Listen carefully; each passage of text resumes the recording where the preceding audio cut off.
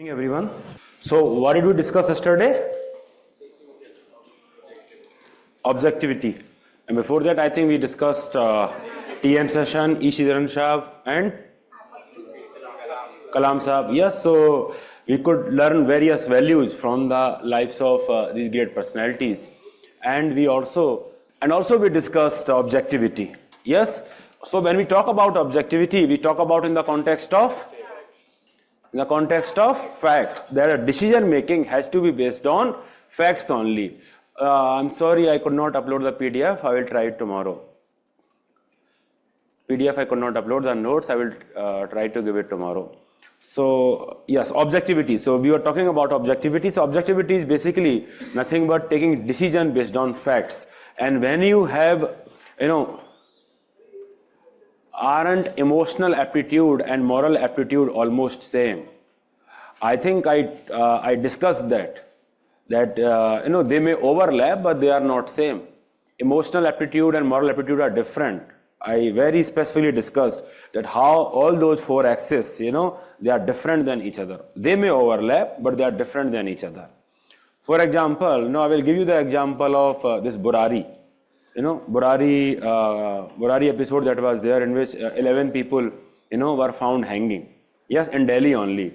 So in that Burari episode, all those things were happened because of compassion, because of love towards their children. All the parents thought that that if they do that, then all the children will go to heaven only. So in the name of compassion, in the name of emotion, so many wrong things have been done.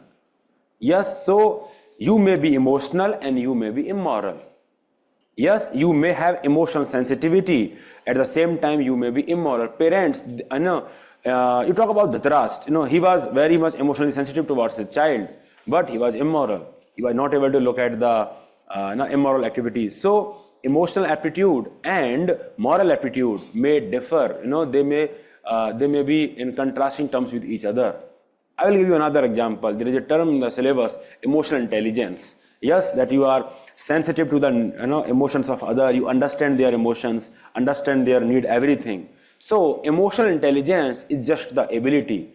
If you are having emotional intelligence, it does not make you automatically an ethical person, because emotional intelligence is only an ability. So basically, you need to have moral values, how you will be using those emotions. Someone who is having very high emotional intelligence, he is the person who can manipulate a lot of people. You talk about Hitler, you talk about people who are great orators, who can move the crowd. So those people are having a lot of, great emotional intelligence ability, but if they are not having the right values, they can misuse that also. So emotional aptitude and moral aptitude may go along with each other and may not go along with each other. Understood? अभी वो emotional intelligence, हाँ वो अभी आपको समझ में नहीं आएगा क्योंकि आपको इमोशनल इंटेलिजेंस अभी नहीं पता है. सो इमोशनल इंटेलिजेंस समझाएंगे तब I will give you the same example again. ठीक है, अभी वो टॉपिक नहीं आया है. So just I think in the next class I will teach you emotional intelligence. So there I will give you the same example of how Hitler was misusing his ability of influencing emotions of others. Understood everyone? The one who asked this question, Suhani, have you understood that emotional aptitude and moral aptitude, they may get along with each other and they may not get along with each other. It depends upon the context. Okay.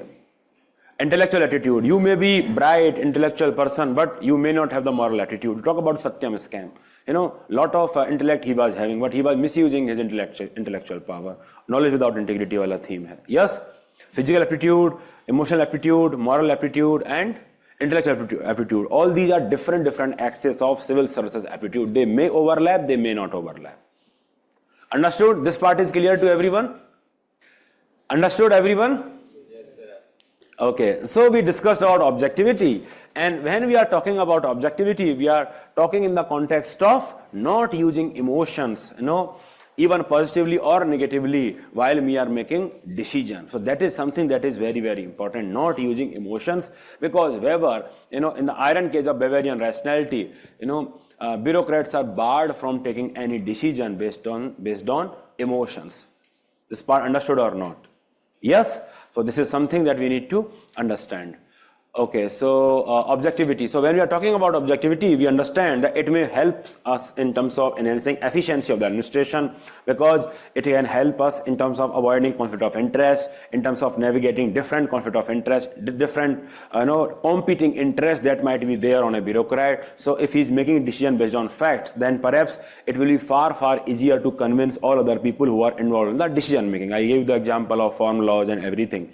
Similarly, it will help you in terms of maintaining credibility, holding officers accountable, organizations accountable, when they are making rule of law, judicial decision making. So in all such, in the program implementation, the policy implementation, where you are disbursing the benefit as per the eligibility criteria of the program and policy. So in all such contexts, we saw how objectivity can help in the organization. But at the same time, we understood that if we are following objectivity mechanically, then it can create problem. You may not have the data to make the decision. You may not have the enough facts to make the decision. In the context of COVID, I gave you the example. You may have wrong data. You may not have the ability or the time to make rational decision making, so that you do all these calculations, rational decision making calculations, because you might be in disaster management. Understood? So in all such cases, intuition works, experience works. So data, facts are not the only way that will lead to the rational that will lead to the good sound administrative decision making. Understood or not? And also facts are limitation in terms of capturing emotions when we are making the decision. Is this part understood or not? Yes, everyone. So now we understand that objectivity, yes, it is important, but at the same time it must be complemented by other foundational values for civil services to make a pragmatic decision making. This theme is understood or not? Yes? Ab chinta mat kariye, I will tell you Hitler. Yes, in the context of emotional intelligence, that concept is important. Then only we will understand. So, ठीक है, आगे चलते हैं. Yes? All of you have joined this? जो नए बच्चे हैं, कर लिया join? क्या था Burari incident? Whole family hanged. कौन हैंग किया उनको? बाहर से लोग आए? खुद से क्यों किया? अपने बच्चों को क्यों लटका दिया उन्होंने? चलो खुद लटक रहे हो, अच्छी बात है, नॉट अच्छी बात है, बट आपका डिसीजन है, आप जो कर रहे हो. बच्चों को क्यों लटका रहे हो? So in the name of love, in the name of emotion towards your child, many wrongs have been committed. The parents who are paying for the leaked paper, they are doing it for love, they are doing it for the emotion. So emotional, if you are too emotional, it may lead to problem. So that is what it is. We will discuss that later in the context of emotional aptitude. Here, one important concept, you can write it, in this context only, that only thing that is fundamentally good is goodwill. The quotation of Kant, I will explain that. Only thing that is fundamentally good is goodwill. All other things are conditionally good. And that is why even compassion, is not unconditional good, is not an unconditional good.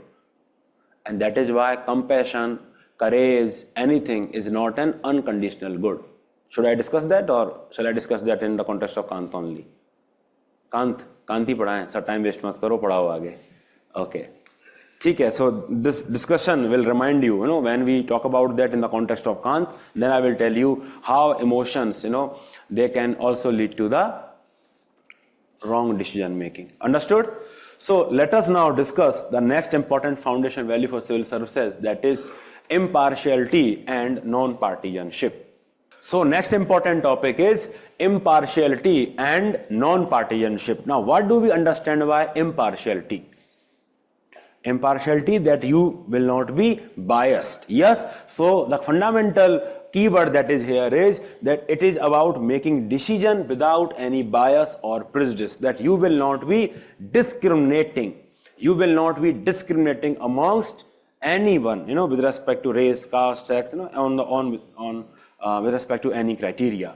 So that is what impartiality means. That is what impartiality means. On the other hand, non-partisanship is basically, it is asking you that you will not affiliate yourself with any ideology or group. Basically, it is in the context of political party or political ideology. When we are talking about bureaucracy, it is talking about that you will not be aligning with any political party or any political ideology. Understood or not? Now, both these terms, at the face of it, they may look that they are similar in nature. Yes, impartiality and non-partisanship. At the face of it, but there is a difference between both these terms. Let us understand what is the difference. So impartiality is basically a positive concept. When it is telling you that when you are dealing with the people, you should not discriminate amongst them. Suppose when I am giving any benefit, so I should not discriminate amongst, let's say, males and females. I should not discriminate, let's say, upon upper caste and lower caste. I should not discriminate, let's say, on the basis of race. So basically, when I'm dealing with people, I should not discriminate. So that is what impartiality means. Understood? It is not barring me from having any interaction with all the people. It is not barring me. It is telling me that yes, you can have the interaction, but when you are having the interaction, please don't discriminate. Yes, this is what impartiality is telling me. But non-partisanship, it is barring me from having any sort of association with any political party or any political ideology. So basically, it is a form of negative concept. It is a form of negative, table is there in the next slide, don't worry, okay. So it is a form of negative concept. Even if you have not understood, I will give you an example. Suppose I am the district electoral officer. Yes, or let's say I am the Election Commission of India, and there are, let's say, two parties, party A and party B. And when I am conducting the election, I will say that I will favor party A in state 1 and I will favor party B in state 2. So basically, when I am favoring those political party, I am not discriminating. Yes, I am not discriminating. I am telling that I am not biased against any of the political party. So I am not doing any impartiality against these two political party. Of course, the assumption is only these two parties are contesting the election. There is no one else. So basically, when I am favoring someone, I am not biased. I am equally favoring party A in particular state, and I am equally favoring party B in another state. I am telling you, see, that is how I can help you. I can help you in state A, party A in state 1 and party B in state 2. So basically, when I am distributing the benefit, when I am aligning with a political party, when I am benefiting the political party, I am not differentiating between the political party. I am not being impartial to them. Understood? So basically, this is impartiality of mine, but it is a violation of non-partisanship because it asks me that I should not even have any kind of relationship with any political party. It is a negative concept. So even when I am not discriminating amongst the political party, my alignment with this political party is wrong in the first place. Have you understood this part? That how non-partisanship is more of a negative concept. It bars you from actually having any sort of relationship with any political party or political group. On the other hand, impartiality is basically a form of positive concept. Encourages you that yes, you interact with different people, but do not discriminate amongst them. Understood or not? So that is a major difference that is there between impartiality and non-partisanship. Unbiased, unprejudiced, basically this is about politics, political party, essence is behavior, essence is attitude. Therefore, attitude is my predisposition is that I will not have any alignment with any political party whatsoever. Here, yes, my behavior will be that I will be engaging with all the people, but in that engagement, I will not be discriminating amongst any people. Understood or not? So basically, it is more of a positive concept, but it is more of a negative concept. It is telling you that action oriented. Yes, you have the association with different people, but do not discriminate amongst them. And it is telling you there is no association whatsoever amongst any political party. Did you get the example when I was talking about party A and party B, where I was being impartial, yet I was violating non-partisanship? Did you get that example? Yes? Of course, that example is very idealistic, that there is only two political parties, but just to tell you that, you can be impartial, at the same time you can be violating political partisanship. Understood or not? Yes? So this is a very, very important concept, that impartiality and non-partisanship. So that is a difference that is there between these two terms. So basically it is asking that we should not discriminate. Yes, we should have association. Now from moments onward, let us talk about non-partisanship. Why non-partisanship is one of the cardinal value of civil services. Now to discuss that, let us talk about bureaucracy. Now suppose all of you, when you become civil servant, so you become civil servant for 30 year, 35 year? Yes, more or less, depending upon what age you qualify the examination. Yes. So basically, you are there as permanent executive. Yes or not? Arey bolo bhai.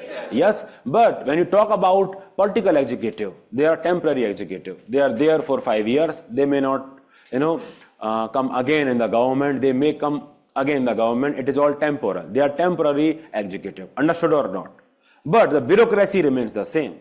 Will it be the case that once you are recruited, when suppose next government is Congress government, then it will remove you? That since you were recruited under the BJP rule, we are removing you. Will it be the case? The same bureaucrat will be implementing Manrega, which was initiated by Congress, and the same bureaucrat will be implementing Swachh Bharat Abhiyan that was initiated by Modi government. Understood or not? So now you understand why bureaucrats are supposed to remain non-partisan. Because from the perspective of political executive, they should be able to trust bureaucrats. Because bureaucrats are there permanently. You are not changing the bureaucrats every 5 years. And since they are there permanently, it is important that they should be able to trust them with the implementation of their policies.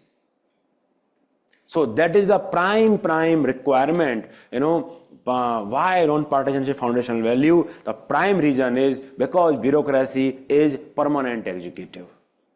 So the political executive, temporary executive, they should be able to trust. The Modi government should be able to trust the bureaucrats who were recruited under the regime of Congress government, that yes, they will be implementing the policies with utmost fairness, with utmost sincerity, even though they were recruited during the Congress rule. And vice versa. Because if that is not the case, then bureaucracy will not function. Understood? And it is not just about the policy implementation. Bureaucracy plays a great role in terms of advice also. Because when you are making policies, by the virtue of bureaucrats serving the government for so long, they have merit, they have capabilities, they have experience, they have administrative experience. But the political executive may not have that kind of experience. It may be the case that he is a minister for the first time. So basically, bureaucrats, they are people with expertise and experience. Politicians, political executive, they may not have the administrative अरे आप बीच में doubt मत पूछा करिए ऐसे, मैं पूछूंगा ना डाउट आप तब आप टाइप करिए, डिस्ट्रैक्ट मी. कहां पे थे?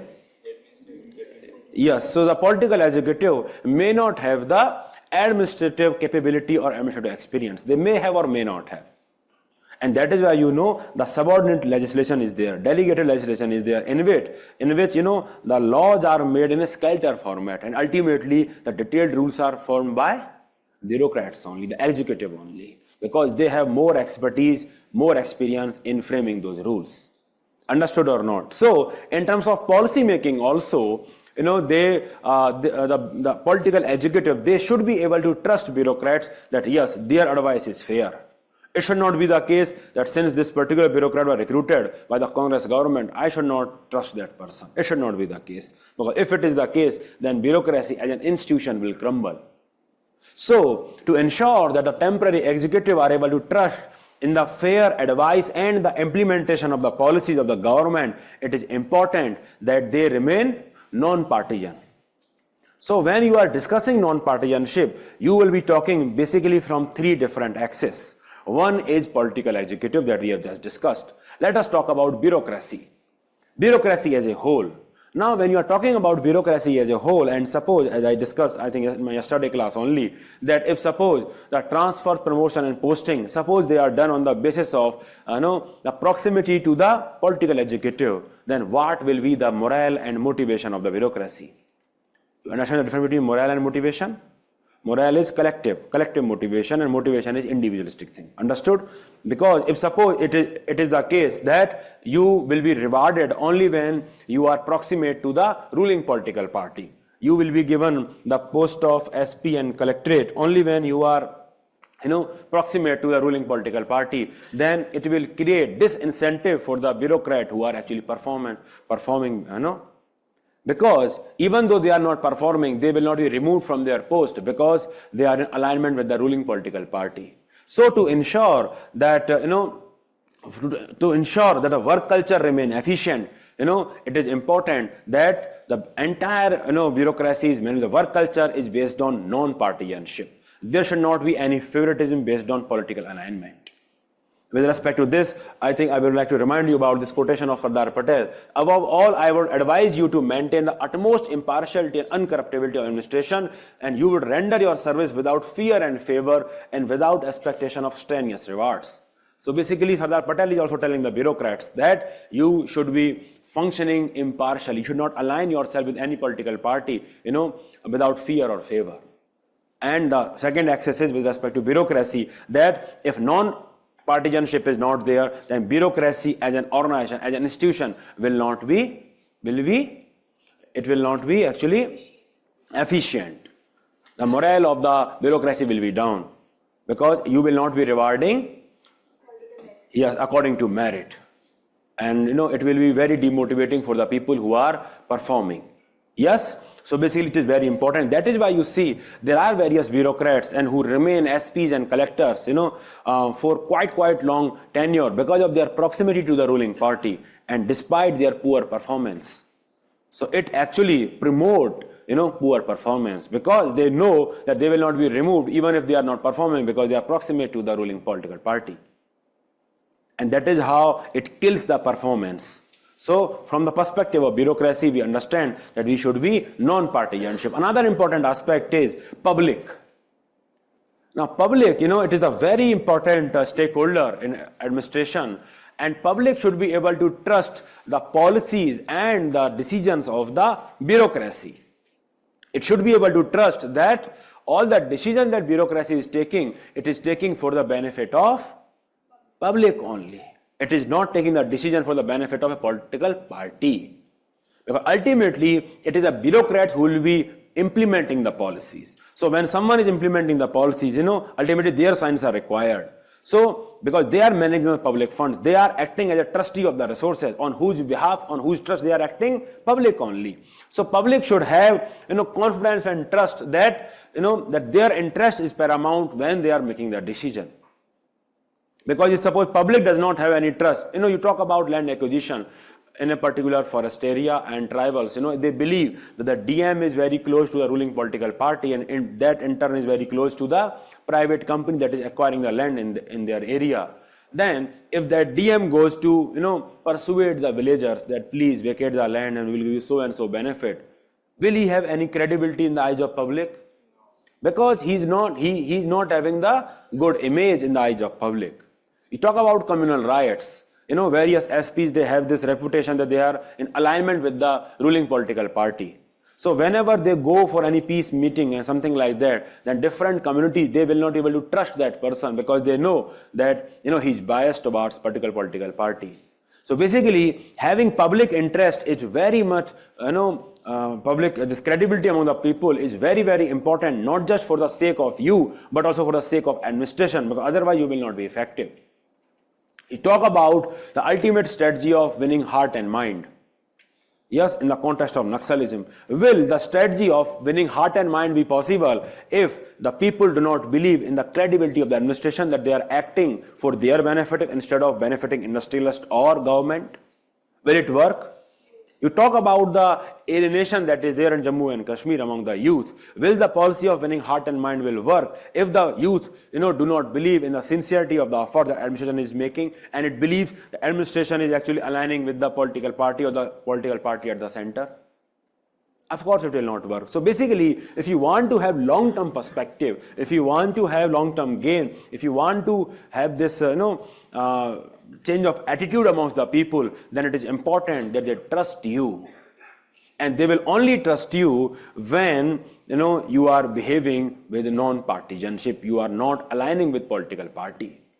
So now that we have discussed that non-partisanship is very, it is a sine qua non that is there when it comes to bureaucracy. I think yesterday I talked about Weber. Yes, so when I talked about Weber, I told you that Bavarian bureaucratic characteristic, they are so popular that they have been adopted by various private organizations also, hierarchy, division of work and everything. But there is one important context that is there that separates private organization from public organization, and that is political context. Private organizations do not have political contacts. They do not have political masters political executive to report to. Yes or no? And that is why the officers, they can have their personal, political ideology. And they're allowed to have that. But when it comes to public administration, the difference that is there between public administration, private administration is, we will discuss that in great detail later, that it is having political context. Whatever you are doing will have political context. And that is why you are supposed to be a person with non-partisanship. Understood or not? But when we are talking about non-partisanship, we see, and there are lot many examples in our life, and we see that non-partisanship is is on decline with respect to bureaucracy. So when we are talking about the decline of non-partisanship, we will discuss that from the perspective of different axes. You talk about recruitment, you talk about training, in every of these aspects, we highlight that how non-partisanship is violated. You talk about recruitment, if suppose in any recruitment, the recruitment is done, the interview, you are rewarding the people, who are having a particular surname, surname that belongs to political party. Then, will that bureaucrat be ever non-partisan in his entire career? Of course not. Suppose you are recruiting people on the basis of money. Will that bureaucrat be ever remain non-partisan? Of course not. So recruitment is something, if you are not doing it impartially, then it will be very, very difficult to ensure that a bureaucrat that you are recruiting are non-partisan. And here you can give the example of the member of Rajasthan Public Service Commission. The investigation revealed that he had a role in paper leak. And he was removed also, the member of Rajasthan Public Service Commission. And that is how you can tell that, how non-partisanship is violated. Understood? So, recruitment. You talk about training. In training also, we see that there is a lot of violation of non-partisanship. In second ARC, अरे भाई बाद में लिख लेना, सुनो पहले, I will give you time ना, मुझे जो समय चाहिए, so लिखने लग जाते हो. So, कहाँ पे थे? Yes, non-training. So in training, there is this line, in second ARC, it says that training is given by spareable to spareables. The training is given by the trainers, they are also the officers which can be spared, and the trainee, they are also the officers which are spared by the government.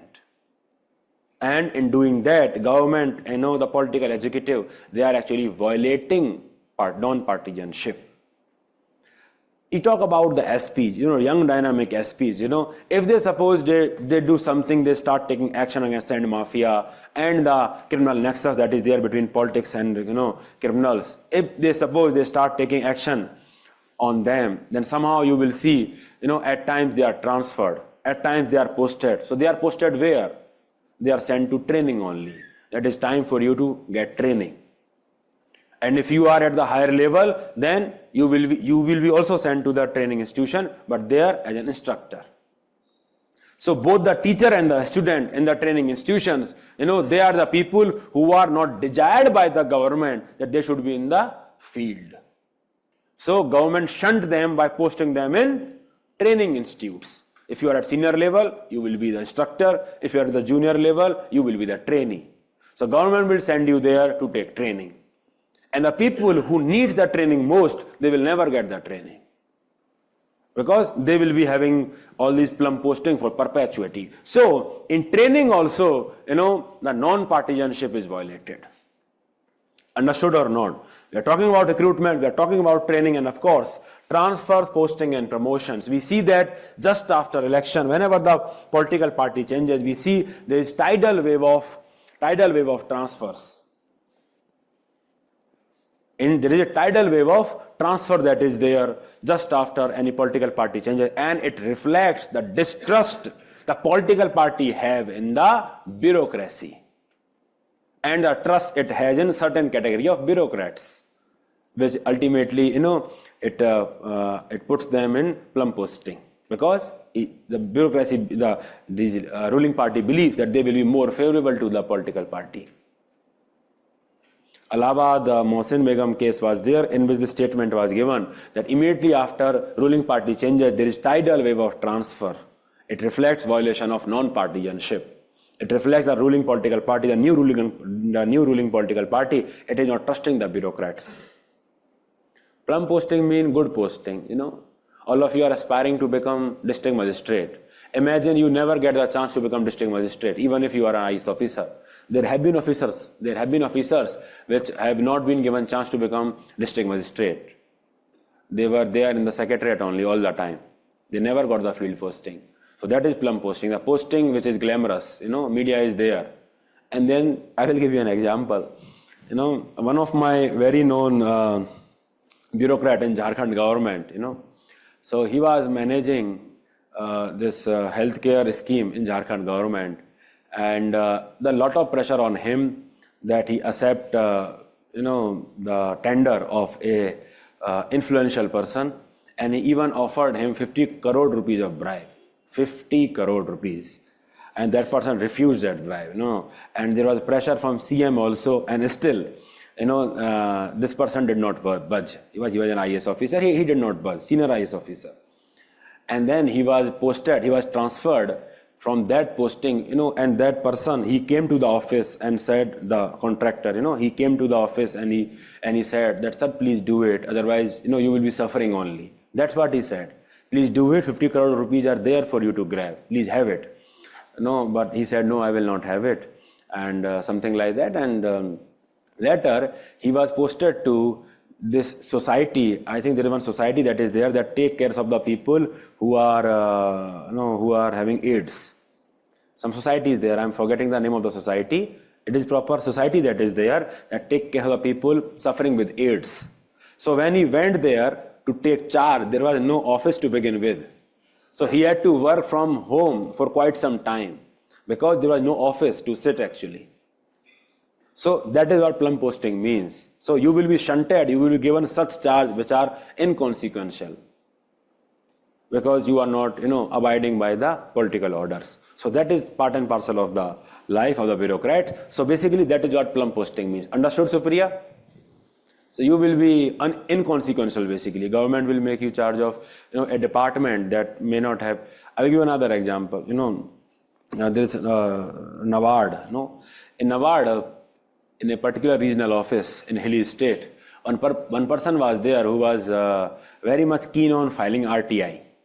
He will be filing RTI against his own batchmates. So he will be filing RTI against everyone in the organization. So that organization, shunted him and made him in charge of library. So his only job was to maintain library in that office.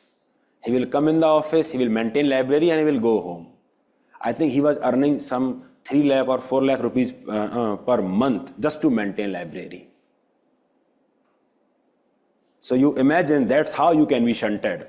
So you are in library and there is nothing that you will know what is happening outside office. So that is what, those sort of postings mean. That you become inconsequential because you are not given such power. So that is what happened. Postings and promotion, they are used as carrot and stick by the ruling party to budge you. Understood? So and that is how non-partisanship is diluted.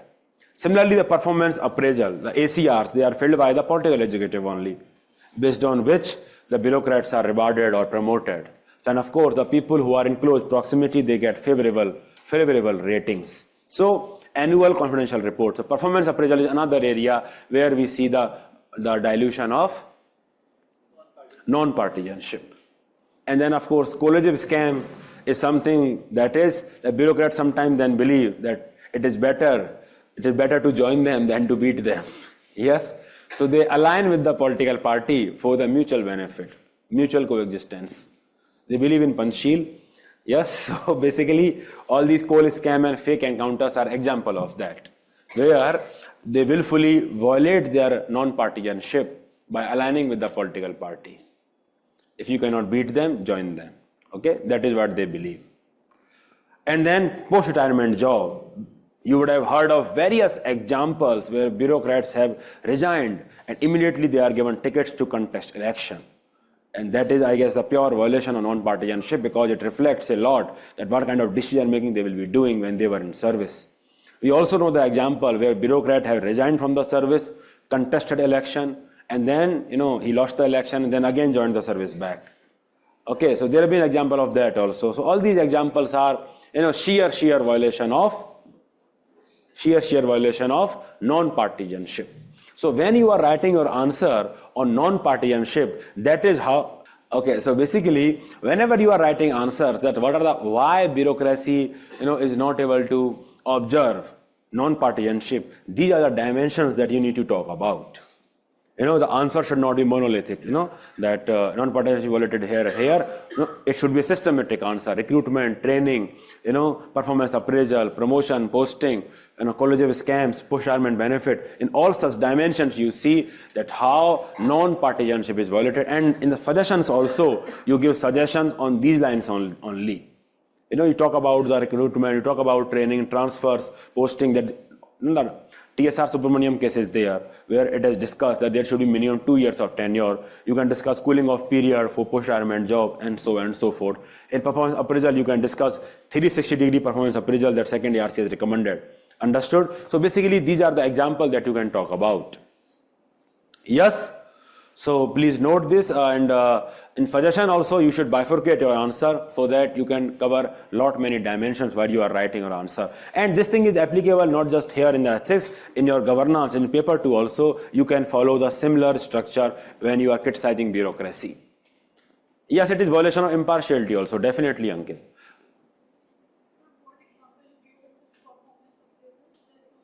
(360-degree appraisal). Basically, it means that in terms of performance appraisal, not just the view of political executive should be accounted, the views of everyone, your colleagues, your customers, your subordinates. We should take report from everyone that how good you were, as their leader, as their colleague. So basically, you get more comprehensive view with respect to your functioning, so that your performance appraisal can be more objective. 360-degree TSR Subramaniam case. Second year recommendations are there, okay, that you can discuss. So, अभी आप इसको लिख लीजिए. Done? Please note it. This may not be there in your notes, so please note it. Done? Please remember these different axes when you are discussing that. Extraneous awards. कहाँ पे लिखा हुआ है?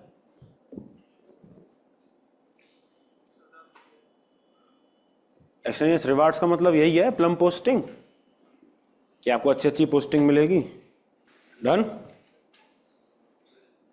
Yes, please share your doubt now. Second ARC statement कौन सा बोला? Training by spareable to spareable, people who can be spared by spareable to spareable. Mohsin Begum case, Allahabad high court, Mohsin Begum case, MOHSIN Begum case, Mohsin Begum case. For the example that I gave for impartiality but non-partisanship was that Election Commission of India, supposedly there are only 2 political parties that are contesting the election, and there are only 2 states in which elections are being fought, and both these 2 parties are contesting that election. The Election Commission of India is saying that I will favor political party A in state 1 and I will favor political party B in state 2. So by doing that, it is not discriminating against any political party. It is favoring them equally. So it is not partial. It is impartial when it is giving that reward. Understood or not? हाँ बोलो, अब अच्छे से बोलो, चौथी पांचवी बार discuss कर रहा हूँ मैं, अब आया समझ में. But it is violation of non-partisanship. Why? Why?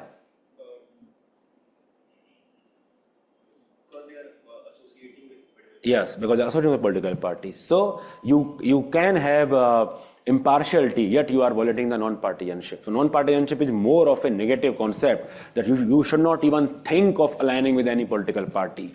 While impartiality encourages you to form association with different people, and then help them, but don't differentiate amongst them when you are dealing with them. Understood? Huh. Yes, if you are objective, then impartiality, most likely you will be practicing impartiality. Yes, definitely that is a result of that. Yes, yes. Subset नहीं, अलग अलग चीजें हैं दोनों। कैसे भाई, आपको ये समझ में आ रहा है कि नहीं आ रहा है? एक बाप के दो बच्चे हैं, ठीक है, और उसको मिठाई बांटनी है उनमें, वो प्यार करता है दोनों से, वो इमोशनल डिसीजन ले रहा है, वो तो बेटी को भी देना और बच्चे को भी देना, तो he is impartial but not necessarily any fact that is involved here. So objectivity is a different thing altogether. There is no emotion there. It may lead to impartiality. That's a different thing altogether. In impartiality, you may be acting out of, let's say, emotions, that you want to help all the tribals that are there. So you are acting out of emotions, and it may not have any basis in objectivity. तो दोनों चीजें अलग हैं. You need not elaborate, just write that tidal wave of transfer immediately after the election is an example of that political executive are not trusting the non-partisanship of the bureaucrats. Can you share an example? Non-partisanship is practiced, but impartiality was not. No, it will not be the case. If you are aligning with any political party, it ensures that you are partial to every other player that is there in political arena. So there is no such example. Understood? Na?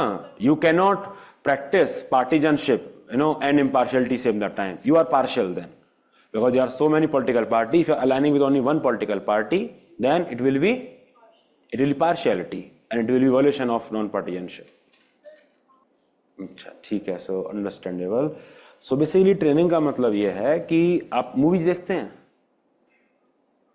थोड़ा बहुत नहीं देखा करो, ठीक है. वो कौन सी movie है नेटफ्लिक्स पे? वो एक आईपीएस ऑफिसर के ऊपर बनी है बिहार में, खाकी. तो मूवी देखी आपने? तो मूवी भी नहीं देखी आपने, अब कैसे बताएं आपको? चलो खाकी मूवी का एग्जांपल लेते हैं. खाकी मूवी में that IPS officer is taking action on against different criminals. तो उनकी शंटिंग करी जाती है. वो कहाँ जाते हैं शंटिंग होके? अब उनको हटा के आप घर तो बिठा नहीं दोगे, कोई ना कोई पोस्ट देनी पड़ जाती है, क्योंकि वो गलत तो कुछ कर नहीं रहे हैं. तो क्या करोगे उनको? वो उनको भेज देते हैं एकेडमी, ट्रेनिंग एकेडमी, कि आप ट्रेनिंग कराइए बच्चों की. क्योंकि वो सीनियर थे तो वो बोलते हैं आप ट्रेनिंग कराइए, जूनियर होते तो बोलते ट्रेनिंग लीजिए. अभी समझ में आ रहा है कि नहीं आ रहा है? तो आइडियली होना चाहिए उनको फील्ड पे, काम पे, बट चूंकि वो गवर्नमेंट को सुहा नहीं रहे हैं उनके एक्शंस, तो गवर्नमेंट उनको बोले कि आप ट्रेनिंग कराइए जाके. अगर सीनियर लेवल पर ट्रेनिंग कराइए, जूनियर लेवल पर तो ट्रेनिंग करिए. तो एक्चुअल में जिनको ट्रेनिंग का नीड है वो कभी ट्रेनिंग करेंगे ही नहीं, क्योंकि वो हमेशा पोस्टिंग पे रहेंगे. Understood? So that is how it is violation of non-partisanship. The decision of training should be taken on the basis of merit, objectivity. और कोई डाउट?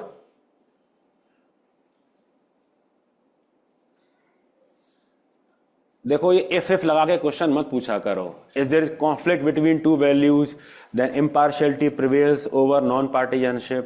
ये सब ना, ये अभी पता है, ये वो देखा है, ट्रेंड है बच्चों में. जब थ्योरी चल रही होती है उनका दिमाग बहुत चलता है. अब ये दिमाग चला रहे हैं जबरदस्ती. सर ये दो वैल्यू में कॉन्फ्लिक्ट होगा तो क्या करेंगे? अरे नॉन पार्टीशन तो वॉयलेट कर ही नहीं सकते, वो तो पाप है. It is a sin. If you are a bureaucrat and you are violating non partisanship, it is a sin. You cannot violate non partisanship. As simple as that. और बाकी कॉन्फ्लिक्ट हो रहा है नहीं हो रहा है, और मैंने पहले भी बोला हुआ है, it is all context dependent.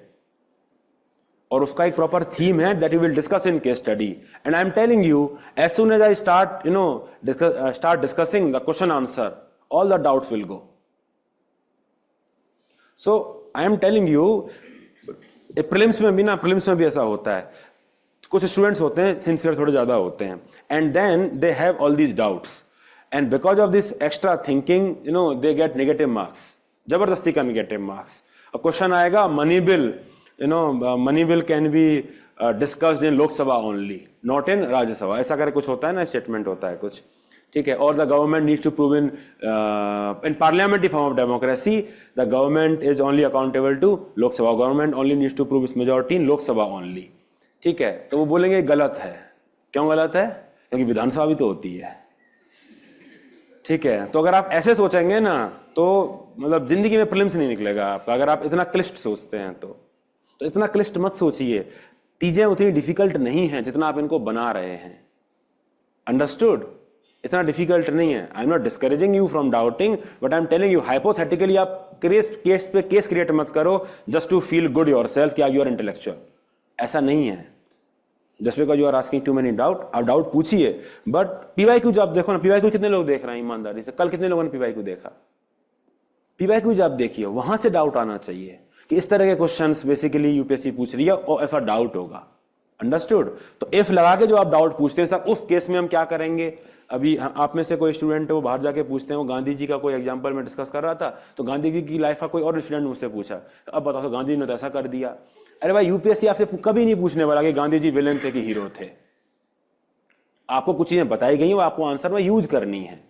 I am not here to make you philosopher, और वो आपका एक्सपेक्टेशन भी नहीं है आई थिंक मेरे से कि आप बाबा बनने आए हो यहाँ पे. ठीक है, you are here to gain marks, you and I am here to tell you how to write good answers and how to gain marks. वही लिमिटेड ऑब्जेक्टिव है, उसी पे फोकस करेंगे तो ज्यादा अच्छा रहेगा. अंडरस्टूड?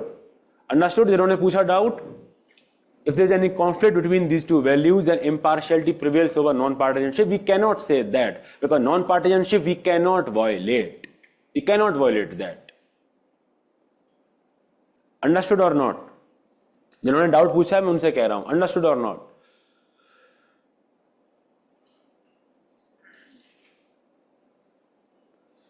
अब आप ज्यादा सोच रहे हैं. Preferring development in north eastern part than any other region of the India, is this partiality?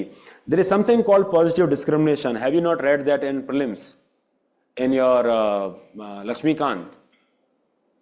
So we'll discuss that in the when I teach you other thinkers. We'll discuss that. अब आगे चलते हैं. Understood? So basically it is about you should not be discriminating amongst the people who are placed similarly. It is about that. The people in northeastern India, they are not at the equal footing with respect to the mainland of India. So if you are treating them positively, or there is positive discrimination that is there, then it is not impartiality in that sense. It is equity. Yes, it is distributive justice. So equality is not the absolute thing that is there that we should follow. No? Equity is the thing. I hope you understood. Who asked the question with respect to northeastern part of the country? Understand the difference between equity and equality. You know, there is a reservation that is there in your examination. Yes? Then you will say that it is impartiality against you. You will say that because, you know, some people are clearing the examination on the basis of lower cutoff. So that is basically positive discrimination that is there. Because those people from those communities, you know, historically they have suffered because of injustice, because of they were not allowed to study and so many things, and that is how it is not level playing field for them. चले आगे चलें. Okay, ये लिख लिया था हमने, अभी लिखना है. अंडरस्टूड? अरे समझ में आ गया? अरे इनसे पूछ रहा हूं भाई, मालिक लोगों से. अरे ऑनलाइन वालों बताइए, समझ में आया? केवल एथिक्स पढ़ने से नहीं होगा, लक्ष्मीकांत भी पढ़नी पड़ेगी. लक्ष्मीकांत भी पढ़िए. Lakshmikant I can not teach here. कुछ तो अजम्पशन मुझे लेके चलने पड़ेंगे ना कि वो आता है आपको. Okay then. So next important value is integrity. Next important value is integrity.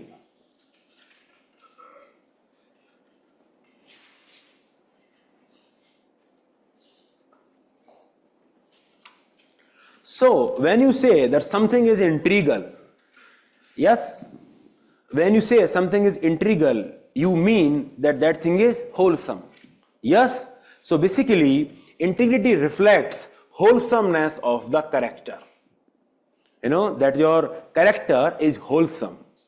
It is about that you are following your moral standards. You know, there is consistency in the moral standards even when no one is watching you. So the barometer, even when no one is watching you, is very, very important when we are dealing with integrity. Because I think I gave you the example of traffic light. Yes, in the broad daylight, if you are stopping at the red light because there is a traffic constable, you may not have integrity. You may be stopping at the red light because, सुनो भाई सुनो, बहुत important concept है ये, लिखने लग जाते हो. So you may be stopping at the red light because you fear the consequence of law if you are not stopping at the red light. So maybe you are stopping because you are fearing the consequences, not because you are following your moral law. Moral law that we need to stop at red light. But suppose you are stopping at the red light at the night when no one is there, no traffic constable is there. Then what will happen? Then it is the reflection of your integrity because you are following those principles even when no one is watching you. I gave you the example of Prime Minister Manmohan Singh. He deposited those gains in the Prime Minister Relief Fund even when no one asked him to do so. That is why that was a great example of integrity. I gave you the example of Bharat, who served the Ayodhya for 14 years, a trustee of Lord Ram. खड़ा उनके रख के इन्होंने वहाँ पे शासन किया. So that is an example of integrity because no one asked him to do so. He did that by himself. So integrity reflects wholesomeness of the character, that you are not puncturing the wholesomeness of the character for any extraneous reason. That because of money, because of posting, because of hunger, because of any reason, you are not following the moral principle. It is not the case. If you are the man of integrity, you will be following the principles in all circumstances, even when no one is watching you. Is this part understood or not? Understood or not? So the barometer of integrity is you are following them consistently, even when no one is watching you. That is the barometer of integrity. So the example of traffic light that I gave you, when you are, बहुत ध्यान से सुनिए, when you are following the traffic law for the respect of the moral law, not because you are fearing the consequences of traffic fines. My dear students, this concept relates very well to categorical imperative of Kant, in which it asks you that you should follow the moral law for the respect of the moral law. Not because you are fearing the consequence of the moral law, because then you will be teleological ethics. Then you will be following consequentialism. But Kant is saying that you should make decision on the basis of means only, duty only. You should follow the moral law because you have respect for it. The question that came this year, that in law you are guilty when you actually violate the right of others. So basically in law you are guilty when you are violating the rights of others. Basically there will be consequence. But in ethics you are guilty even when you think of doing so. What does it mean? It means when you are thinking of violating the right of other people, you are guilty because let's say that you talk about this SC/ST atrocity act that is there. It punishes you if you use certain words against the Dalit or tribal community. Yes. So suppose I am that person. That now if I say those words, then I will be guilty. Law will punish me. Yes. So in law I am guilty when I'm violating the right of others by saying those words. Understood or not? But in ethics I am guilty even when I'm saying those words in my mind. And do you know why? Do you know why? Because when I'm thinking of those words, even in my mind, I'm still violating their rights. So I'm not following the law for the respect of it.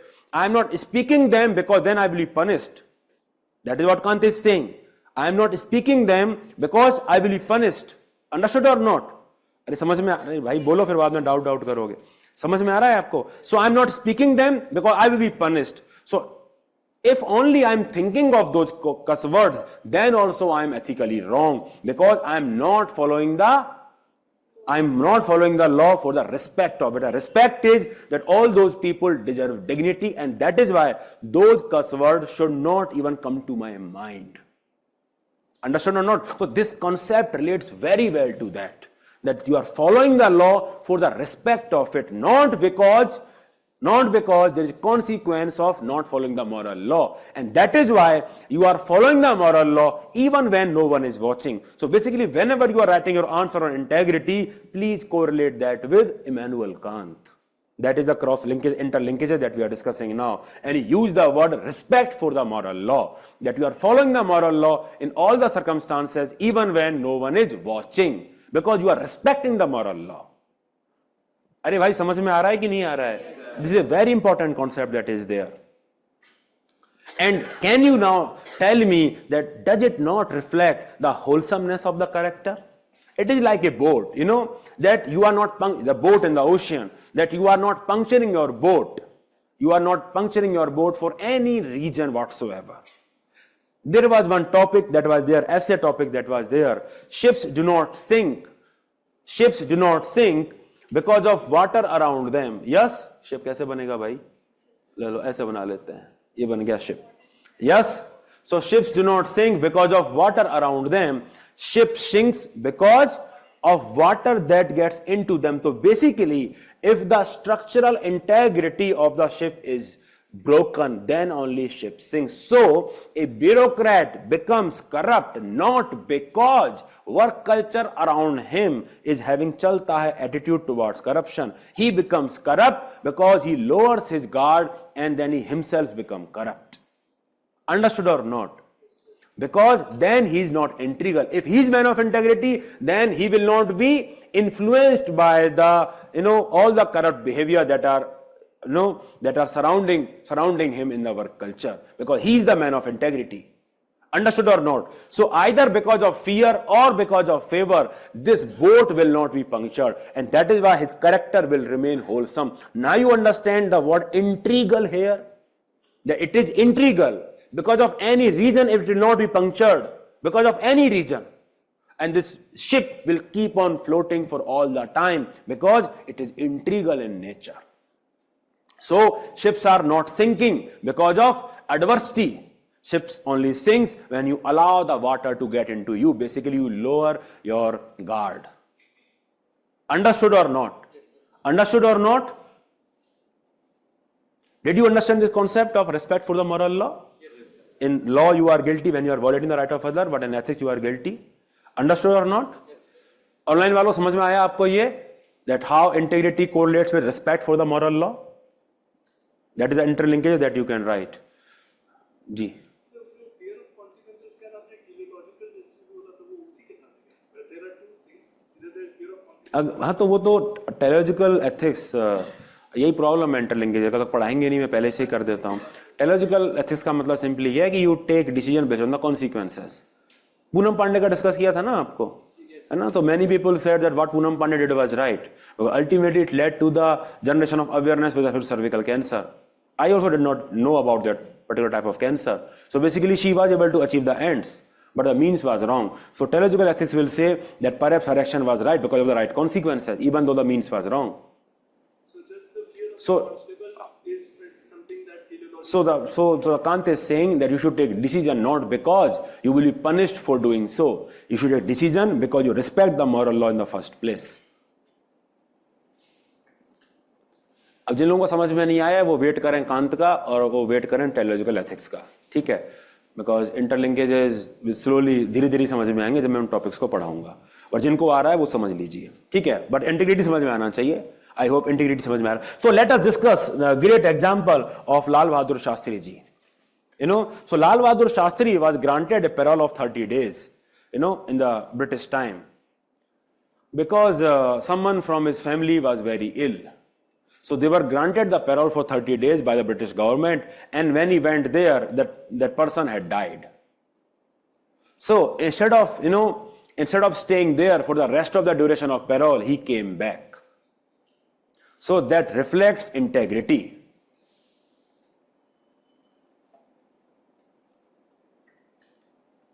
That reflects integrity. Why it is a good example of integrity? Because no one asked him that you should come back for the remainder of the period of the parole. That is why it is a good example of integrity. You should be very, very, careful when you are giving the example of integrity. Your example should make it amply clear that why it is the example of integrity. For example, in this case, no one asked Shastri ji that he should come back. समझ में आ रहा है? अरे समझ में आ रहा है ऑनलाइन वालों? Similarly, you talk about Satyendra Dubey and Ashok Khemka. They are great example of integrity because even in the face of adversity, they were following their moral principle. No one has asked Ashok Khemka that why he is still following those ideals despite getting transferred over 50 times. No one asked Satyendra Dubey, that you should do this whistle blowing. He did it, because he believed in his principles, and he was killed for that also. I will give you the example of Pepsi and Coca-Cola. The trade secrets of Pepsi were leaked, and Coca-Cola, instead of using that against its competitor, alerted the company that that your trade secrets have been leaked. So it is a great example of integrity, because no one asked Coca-Cola that you should report that to Pepsi. Understood or not? This this mudra in prelims? Bhumi Sparsh mudra. This Bhumi Sparsh mudra, this Maya. Yes? What is the context of this Bhumi Sparsh mudra? Yes. He is testifying that he will not be deviated by any distraction that Maya or illusion is, posting before him. Yes, that is what it means, that he is, touching the earth and telling that I will not be distracted by any distraction. So basically, that is a man of integrity. That he is telling you that his character is wholesome. You give any fear to that person, any punishment, any fear, or you say, you give any reward. Even then, without any fear, without fear or favor for anything, he will still uphold his own moral principle. That is what integrity means. Understood or not? And specifically, have you understood the specific context that what will qualify, what will make an example qualify the example of integrity? Understood? Online वालों, अरे भाई बोला करो, नहीं तो मैं बार बार repeat करता रहूंगा. And I will bore you. Sir एक पोकर कंपटीशन करा ही दो हमारा. We are very good at it. Poker. चलें आगे चलें. So now next question is, what is the difference that is there between integrity and honesty? What is the difference that is there between integrity and honesty? So when we are talking about honesty, we are simply talking about that you are honest with respect to what you are doing. You are truthful about it. You are simply accepting in front of everyone that yes, I did that. So suppose I confess that I stole, let's say 10,000 rupees from your purse. Then I am honest when I am confessing that, but definitely it is not integrity. So when you are talking about honesty, it is mostly about truthful and being transparent in the communication. That you are telling the people, you are telling honestly, truthfully that this is what you have done. It is mostly related to a specific instances that I am telling you that this is what I have done, even though it may not reflect integrity. Understood or not? On the other hand, integrity is upholding your principles consistently. It is more about your legacy. It is more about, that what is the reliability that you are building. For example, trust and credibility. If I am telling anything honestly, every time you ask me any question and I am telling that honestly, then perhaps you will trust me that yeah, this person is honest. But I may not be reliable in the sense that if I tell you very honestly that I keep on stealing every time, then yes, you will believe, you will trust me that yes. But I may not be reliable from that perspective that you can perhaps leave some money with me. Because I am not the man of integrity. I am stealing things. Understood or not? Another good example is the example of Ashwathama mara gaya in the episode of Mahabharata. When Yudhishthir said, you know this background story of Ashwathama mara gaya? Because it was very difficult for Pandavas to kill, Guru Dronacharya. And Ashwathama was his son. So they devised a strategy that, if we can somehow communicate to Guru Dronacharya that, Ashwathama is killed, then perhaps, he will be demotivated and then that will be the opportune moment to kill him. But how to do that? Because Ashwathama, it was very difficult to kill him also. So they named a particular elephant as Ashwathama and they killed that elephant. But who will be that person who will communicate that to Guru Dronacharya? Because he will not believe in any of the Pandavas except Yudhishthir, because Yudhishthir was known for the honesty, that he will always speak truth. So Yudhishthir communicated that Ashwathama mara gaya par nar nahi hati. So he was being honest about it. He was being truthful about it. But his intentions were wrong, because he knew for what purpose he was doing that. And that is why he was not the man of integrity there, although he was honest. You understand the difference between honesty and integrity now? Yes, sir. Although he was honest when he was telling Ashwathama mara gaya par nar nahi hati, and when he was saying nar nahi hati, they made it very, very much inaudible for the Guru Dronacharya. But he knew for what purpose he was saying that, and that is why he was wrong. So that is a difference that is there. Now all these terrorist organizations, they will come forward and they will take responsibility that we have done this particular terrorist attack. Now these terrorist organizations are basically now being honest about it. Yes, very truthfully they are accepting, yes, we have done that. You need not search elsewhere, we have done that. So basically it is their honesty. Yes, but is it integrity? It is not integrity. So that is a difference between honesty and integrity. Honesty is that you are just being truthful about it. A child confessing to his crimes, like he's stealing something or something like that. That is honesty, not the integrity. Understood or not? So that is a difference between honesty and integrity. Someone asked me this differentiation, 2 days back. Is this clear or not now? Yes, Lawrence Vishnoi, yes. Is this clear or not?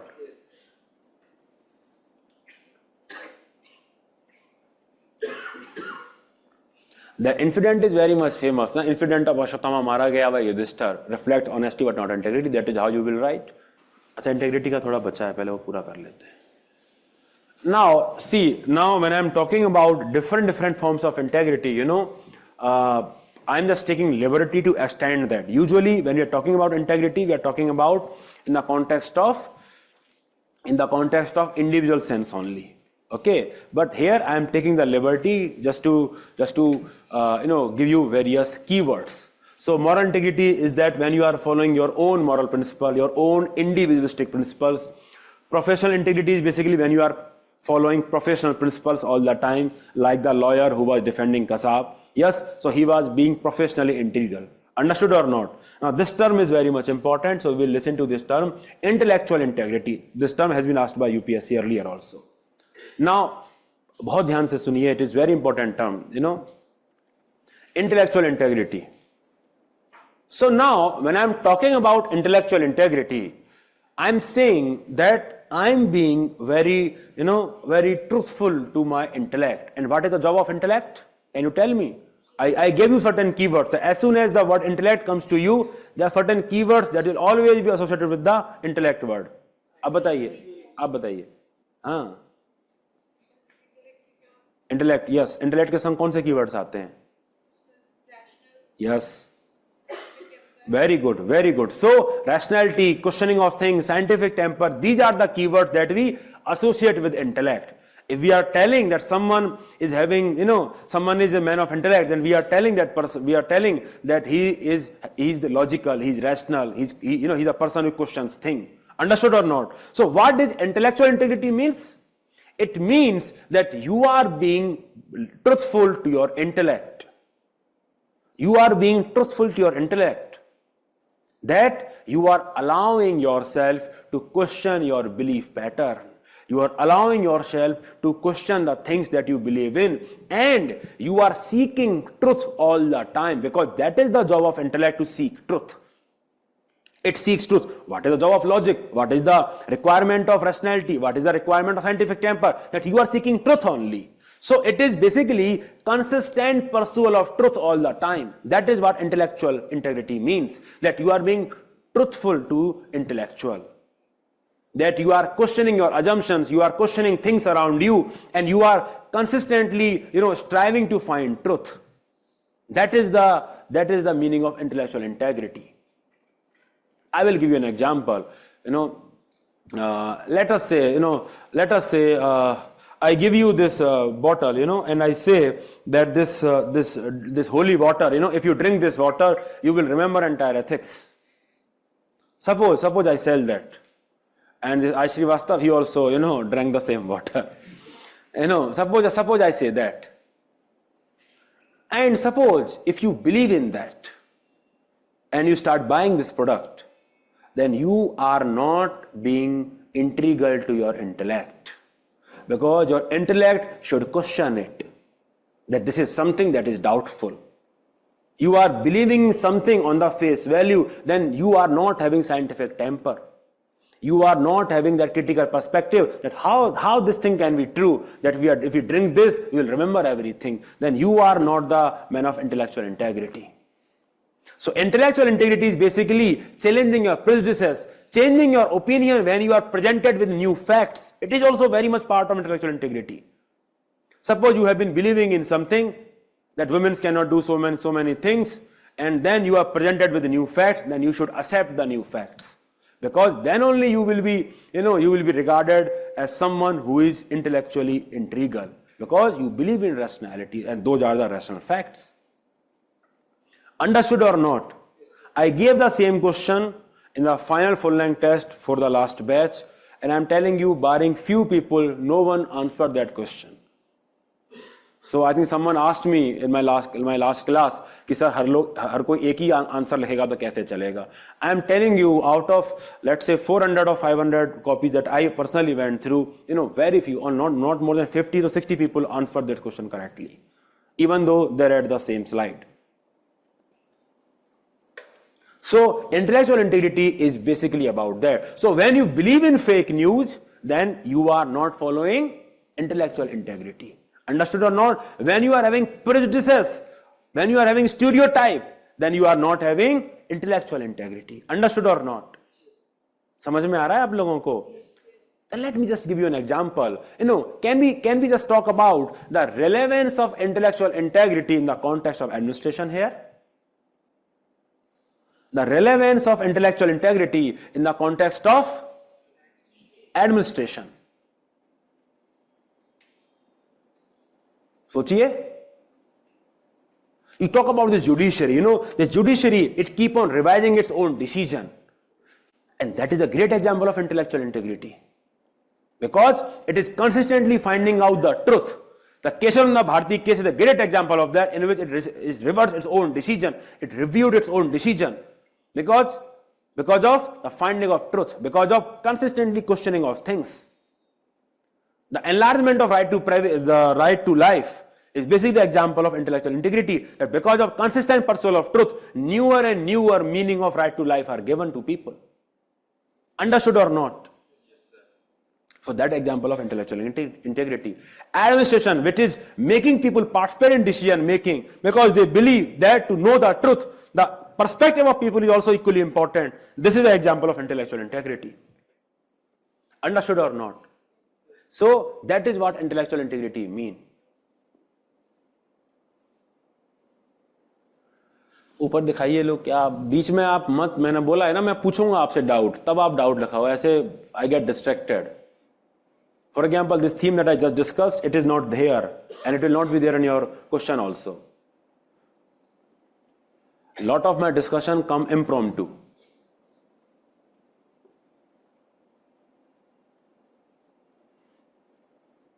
I refuse to answer your question, Smriti. I told you I will be talking about questions in section A. There is a way to answer question. If I start discussing that, how will I explain this? How will I discuss the other themes that are not there neither in your notes nor in the PPT? For example, this theme that I just discussed.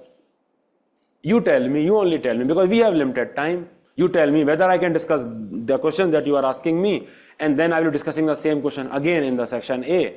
It is your loss only. Sir, instead of water, if you had showed me some facts by ministry, can I believe since it is a fact? Divya, it depends upon the fact that I am telling you. Suppose I tell you 99% of the people of India are fool. So facts भी तो ऐसे होने चाहिए believable हों, जो scientific हों. Ministry के fact हैं, अगर वो सही हैं, तो वो मानेंगे उनको. But not always the facts are right. People, correct ministry also. Yes, plagiarism is an example of hindering intellectual integrity. Yes. Sir, in a PYQ, there is a question that one of the tests of integrity is to be refused to be compromised. How should we validate such a statement? So how do you validate such statement? By giving such example. Example of Ashok Khemka, example of Satyendra Dubey, that they refused to be compromised. You talk about Bharat, he refused to be compromised by the lure of power. That was the example of integrity. The Ashok Khemka, he refused to be compromised even when he has been transferred, even when his family is suffering a lot. Satyendra Dubey, even when he was facing such of, so much of intimidation, then also he refused to be compromised. So that is why it is a great example of integrity. And they are great example of integrity because it reflects again wholesomeness of the character. It is not punctured by fear. It is not punctured by any favorable position. Understood? Smriti ji, understood?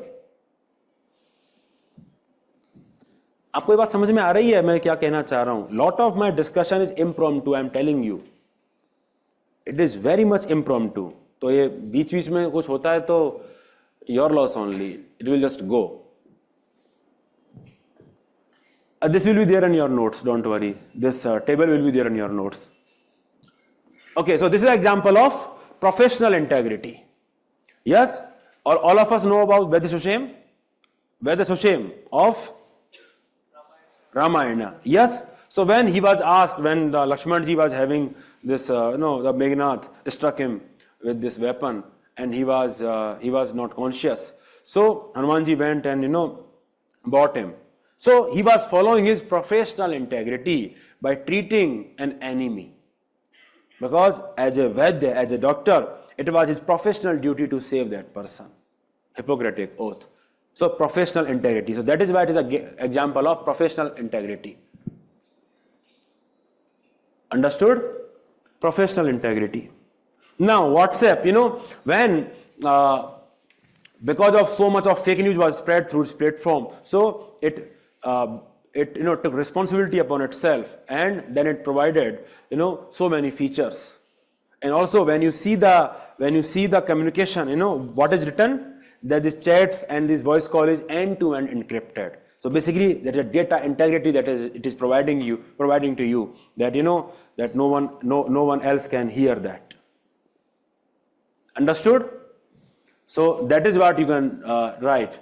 Artistic integrity, basically, it is basically that you are being truthful. You are following the artistic freedom all the time. You are not subjugated by any reward. That you will be forming this art form to please any emperor or any king, or you will not be making this movie because it will offend some people. You are following your artistic freedom. That is what artistic integrity is all about. Staying true to your own creative vision. Talk about Satyajit Ray. That is what is said about him, that he never compromised on his ethics. He was making the film as per his own understanding of artistic freedom. Understood? So all these are different examples of data integrity, organizational integrity. This term system integrity and organizational integrity are very much important. Okay, let us discuss these terms here only. Usually, again I am telling you, when we are discussing integrity, we are discussing integrity in the context of individuals only. Okay, in the context of organization, we use the term probity. Yes, so the conceptual difference is there. In the context of organization, we are talking about probity, and integrity we use in the context of individuals. In the context of professional life, we talk about probity. Understood or not? But no, we take some words loosely, and UPSC also will use them loosely. You would have heard of this term, data integrity, system integrity, organizational integrity. Yes, so that is why I have included them here. So let us talk about what does this system integrity means. Because in the corporate governance, you will often hear the term risk management. You will often hear the term risk management. That risk was because private organization exists to make profit. Private organizations exist to make profit. And to make profit, you need to take certain risk. Let us take the case of private sector banks. The private sector banks, or any bank for that matter, it will make profit by giving more loans. Yes or no? It will make more and more profit if it gives more and more loans. But if it gives the loan without doing the proper appraisal of the person to whom it is giving loan, what will happen? The assets will become NPA only. So basically, the organization in that case is not having the checks and balances and the appropriate risk management practices to reduce such frivolous lending to the people without credit worthiness. So organization is lacking the integrity. System is lacking the integrity. System is not having checks and balances to ensure that such instances do not happen. You talk about the PNB fraud. Because the checks and balances were not there. Because of that, the fraud was there. System integrity was not there. You talk about the middleman, role of middleman in the dispersal of funds in the context of government of India. Again, the system integrity was not there. But because of DBT, now all those people are bypassed. Now it has put those mechanisms of checks and balances. So basically, system integrity is about risk management. It is ensuring that you are enforcing ethical standards.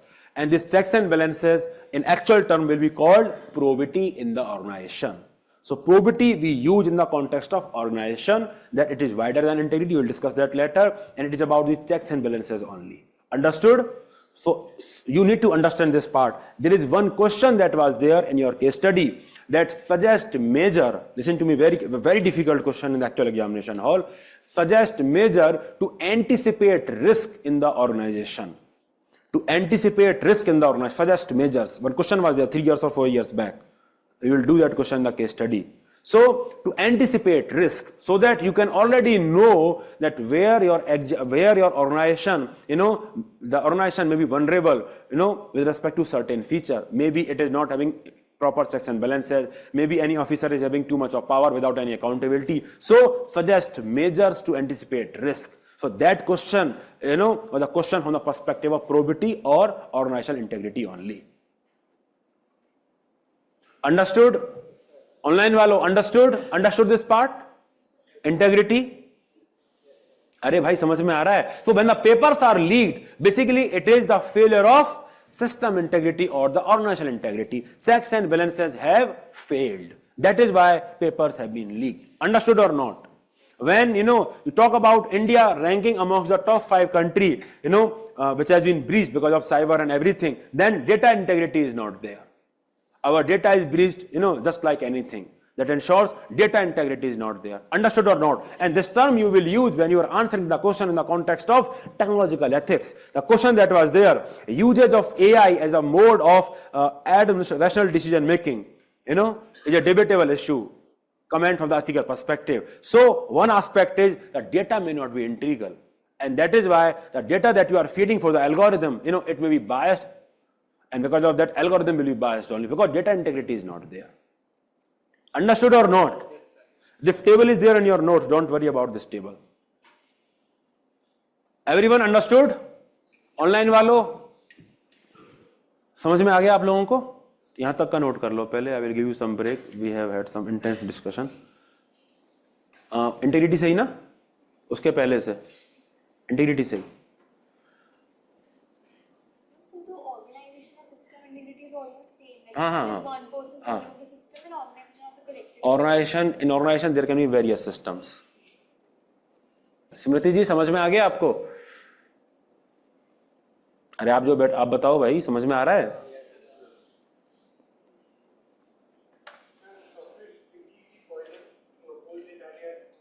समझा नहीं.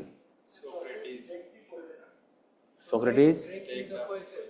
Take an example of integrity, yes. Intellectual integrity, yes. Example of that. Socrates taking the poison. Difference between organization integrity, system integrity. In organization, there can be different system, financial system, accounting system, like that. Organization, you are talking about at organizational level. Understood? That can be the example of integrity, Sucheta. Shubhangi, understood?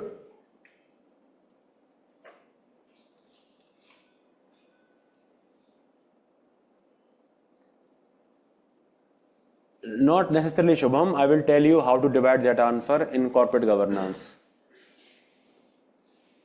जी. हाँ, उसका भी example है. Moral integrity का भी example है. Data integrity individual level. Usually we don't use that word at individual level. Yes, the bank scam is the example of failure of organizational integrity and system integrity. Yes. Any data breach, any cyber attack that is there, example of breach of data integrity, breach of system integrity, breach of organizational integrity. Yes. Again I am telling you, we are loosely using the word integrity here at the organizational level. Usually we use the word integrity in the context of individuals. Okay, so we are loosely using the word. But when we differentiate between integrity and probity, then we strictly say integrity is usually talked about at the individual level and probity we use at the level of organization. Understood or not?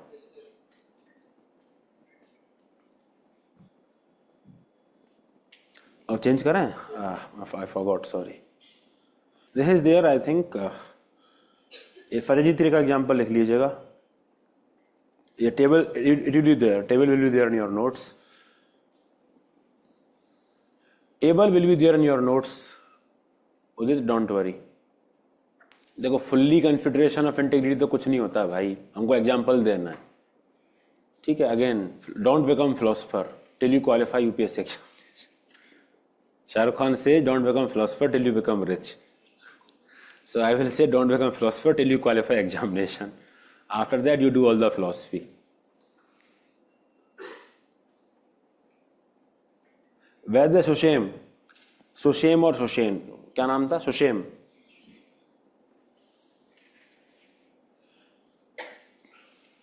Fatehjeet Ray. I think I have answered that question 2-3 times. The table will be there in your notes. You need not worry about it. So let us move to the next important theme.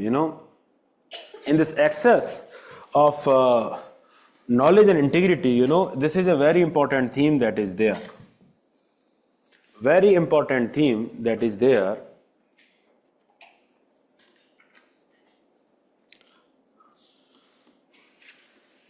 So this is knowledge and this is integrity. Yes. So basically, this is what that is desirable. Someone with high knowledge and high integrity. Yes.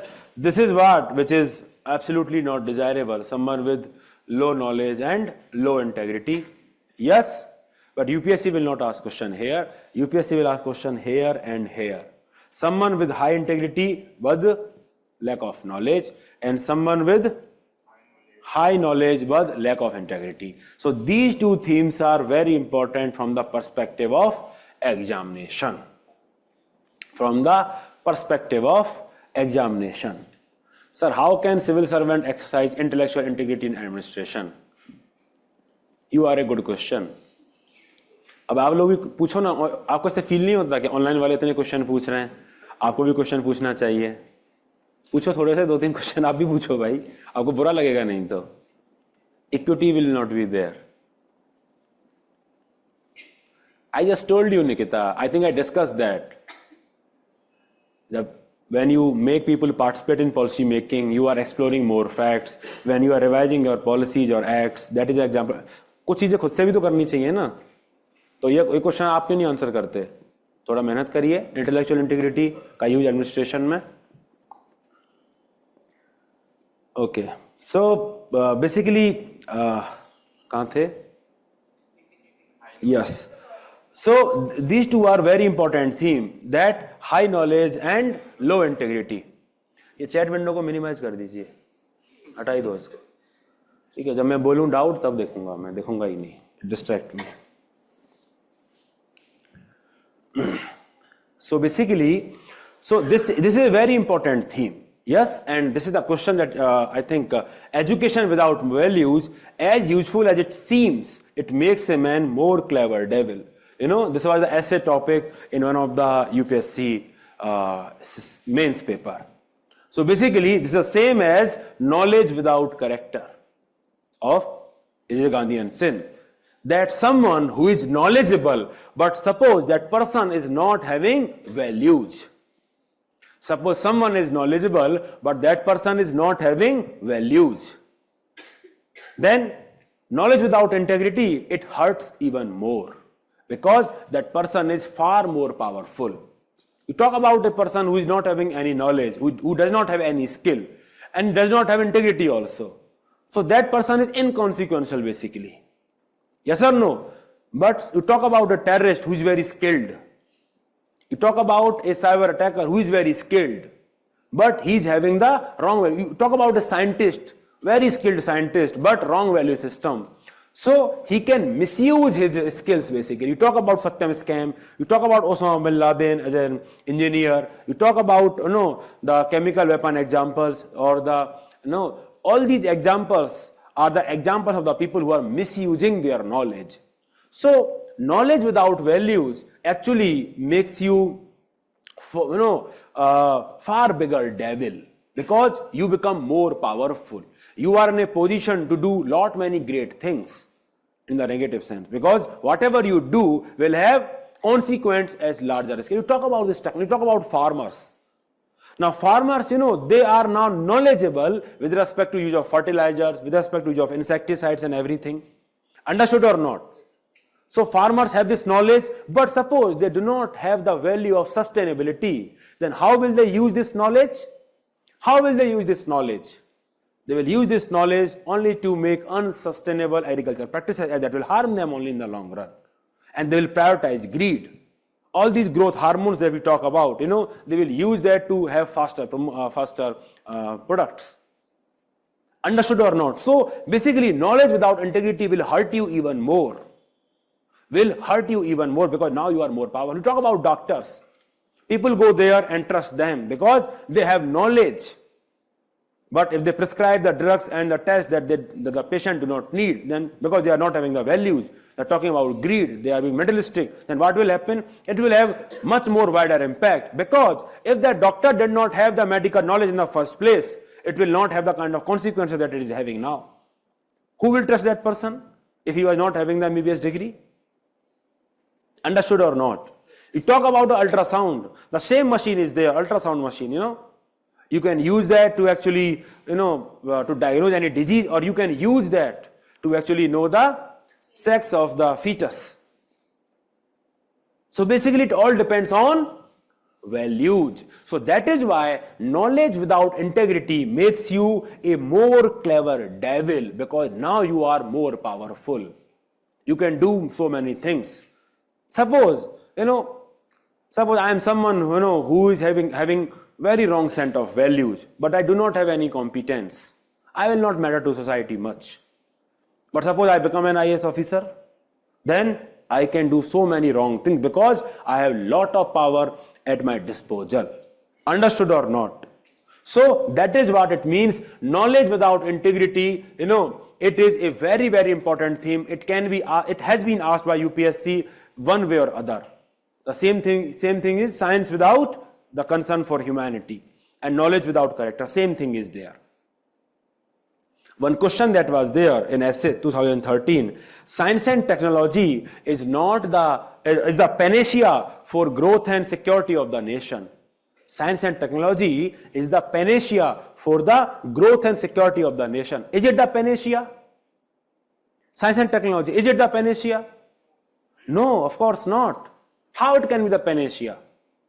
Because ultimately, science and technology is only the means or the tools in the hands of humans. It depends upon the humans how they are utilizing that.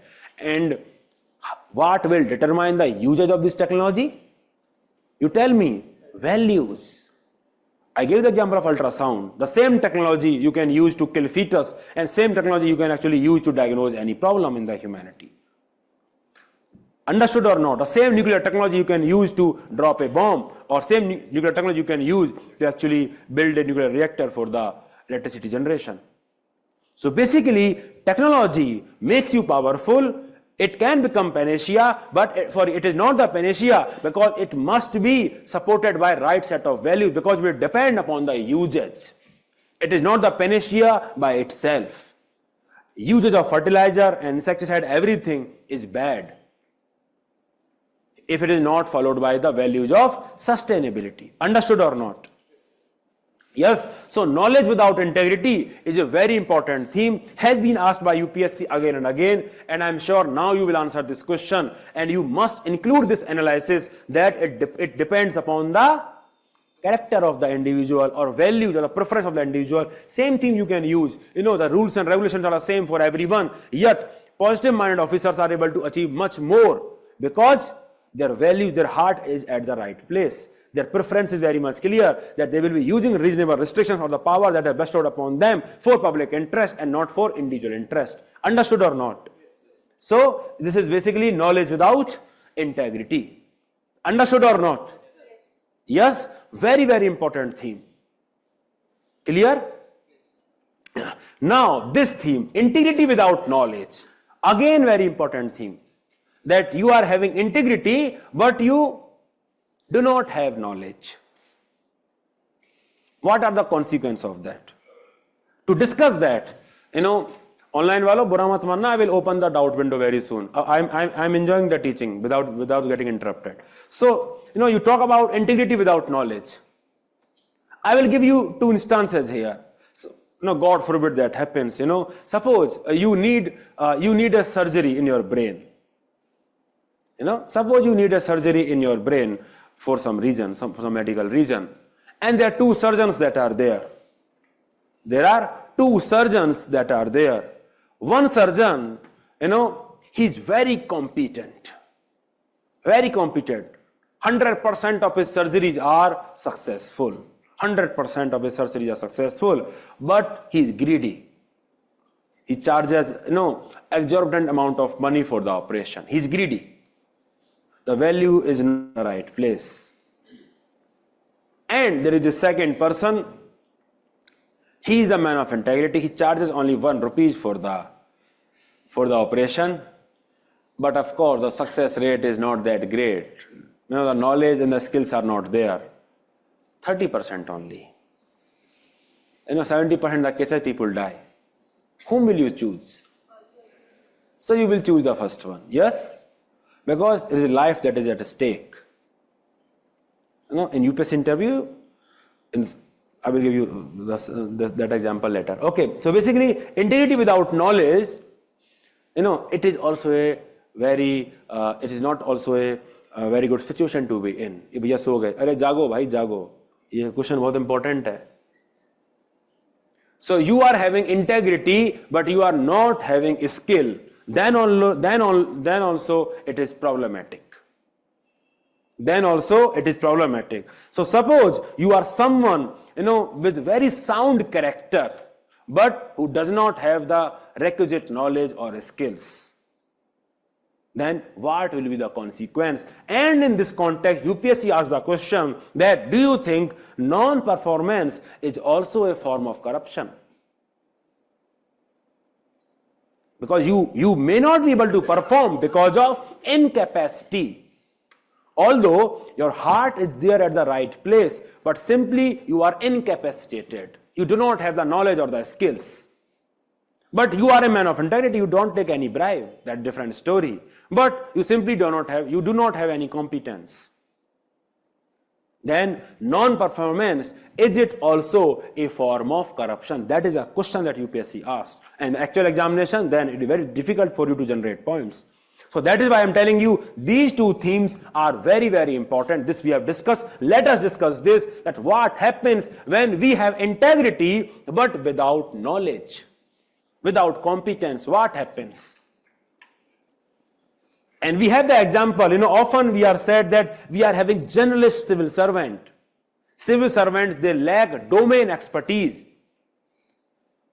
And because of this, they reflect lack of competence. And because of that, since they may be the man of integrity, they may be the man of character, but they lack competence, and because of that, public interest suffers. So, are the public getting the real value for their money? I will give you an example. Recently, have you seen this example from Bihar where this, a particular part of the bridge was constructed in an open field? Yes? Have you seen that picture? देखा है कि नहीं देखा है? You have seen that picture, right? So that is nothing but basically lack of planning. Because that is actually a river. Seasonal river is there. अरे online वालों देखा है कि नहीं देखा है ना हमने, वो एक पिक्चर वायरल हुई है जिसमें एक बीच का one middle part of the bridge that has been constructed and the approach side it is not built. So the story behind that is that is actually a seasonal river that is there, and to ensure that there is proper communication that is there in the rainy season, government wanted to build bridge over there. Now, government acquired this patch of land where the river was supposed to flow, but it forgot to acquire the approaching land, so that it can build the roads approaching from the both side. And now those people have refused to sell their land. So basically, it is sheer incompetence that you fail to assess the requirement of the public land when you are building this project. Sheer incompetence. And you tell me that even though suppose there was no corruption in that project, then also it is wrong because it was sheer underutilization of public resources. That money did not belong to you. Had it belonged to you, you would have used very cautiously. So you violated public trust. You were ineffective in what you were doing. And public was not utilizing the return. Public was not getting the return on their investment. And that is why it is a sin. Because of your incompetence, because you could not comprehend the type of land that should be acquired to build that project entirely. Now that money is struck that is there. So that is how incompetence hurt. That is how there are delayed projects and resources because bureaucrats, because they are following rules so mechanically, they sit on the files and they do not take decisions.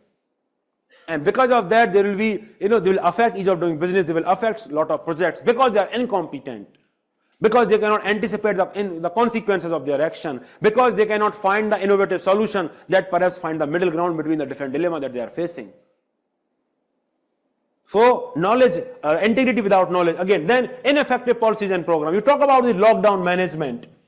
Now, of course, based on intuition, the lockdown was imposed. But it was sheer incompetence to not anticipate the crisis migrants will go through. It was sheer incompetence. Because there was no proper plan that was put in place to take care of the migrant problem. It was sheer incompetence. More so in the case of second COVID wave. Even when we had experienced first COVID wave, thereafter also we could not, manage COVID properly in the second COVID wave. And there are lot many deaths that were there. Sheer incompetence. Even when, of course, no government, no bureaucrat will want willingly that people should die. So I am assuming that they all were men of integrity, that they did not have any malintention. But it was simply the lack of incompetence, that they could not anticipate the need of it. Then ultimately it will lead to the poor service delivery only. Poor service delivery only. And it will erode the public trust because ultimately the service delivery matters to them a lot. You talk about all these teachers, all the teachers who are teaching in the public school. How much time that they really invest in their pedagogy? And that is why we don't send our children to the public school, we send them to private school. So that is how incompetent public servant hurts. So we talk about at planning level, innovation, problem solving, developmenting, all these things will not be there if you are lacking knowledge and skills. You talk about this example in the Mirzapur, in this Lahoria Dhab village. After 50 years after independence, they were able to get drinking water. So that is how incompetence has made people suffer for decades after decades, that it took them so many decades to get water. This is Divya Mittal, shining example of that. So it was not the case that earlier people, but they lacked the competence, perhaps. Though they lacked the competence of problem solving. There are certain bureaucrats who have this perspective that we need to solve the problem. We will solve the problem. And that is why knowledge with integrity without knowledge is also very worrisome. Understood or not? So that is why integrity overall is very much important because it helps in avoiding corruption, accountability, efficiency, whatever, all these things you can write. Yes? A very generic thing. So now if I just ask you why there is a decline of integrity, why there is decline of integrity, So the answer to this question should not be the monolithic answer. You should discuss from the perspective of historical regions. Historically, you talk about the impact of Mughal Empire, the system of bakshish that was there. That the administration, it regarded that they should be rewarded separately apart from their salary for whatever they are doing, and similar traditions have continued. If you go and do the registry of a land, the patwari or the tehsildar who are there, they expect some reward for it because bakshish they expect. You talk about the impact of colonial administration. Warren Hastings or क्या नाम था उनका, who was very infamous for being corrupt. I'm forgetting the name of that administrator. Clive. Yes, Clive. So the impact, historically, the corruption has been justified in the organization in the name of, grease, motivation and everything. So historical reasons are there. At societal level, we are prioritizing again materialistic gains over the right set of values. Corruption do not matter. It is not the electoral issue. Are you getting this perspective? We have discussed that in the context of value inculcation. The societal attitude is there. Then administrative reason is also there. The chalta hai attitude, red tapeism. Then conviction rate in the judiciary, it is also very low. So because of that, deterrence is not there. Law also have various loopholes. There is political patronage there when it comes to corruption cases. And ultimately, at individual level, it is talking about morality. So basically, if you have to answer the question that why there is corruption that is prevalent over there, or why integrity is declining, why probity is declining, your answer has to be multidimensional. You need to discuss from various perspectives, societal level, family, EI, everything you can talk about, historical level, it depends that, if the answer is the ethics, you will probably explore more the societal, administrative and the morality dimension. If the answer is on paper 2, then you will perhaps explore this legal judicial dimension or political dimension more. Understood or not? But your answer has to be multidimensional when you are writing answer, that what are the reasons for declining of integrity in civil services. Understood? Understood or not? So the same pattern the same answer you will write in the case of corruption, same answer you will be there. Of course, the points will vary. We'll learn those points. Many points in the contract administration we will learn from work culture. So we will use all those keywords here. The society we have learned already so much. Yes, so we will use all those keywords here. So slowly we will learn more arguments, but the broad headings will be like that only. Way forward we will discuss in the last class on the corruption. So now you understand integrity. Why integrity is important, the different types of integrity, the important theme of knowledge without integrity and integrity without knowledge. You understand both the themes. You can make a distinction between both the themes. Yes? Understood? Ab chat window open kar dijiye.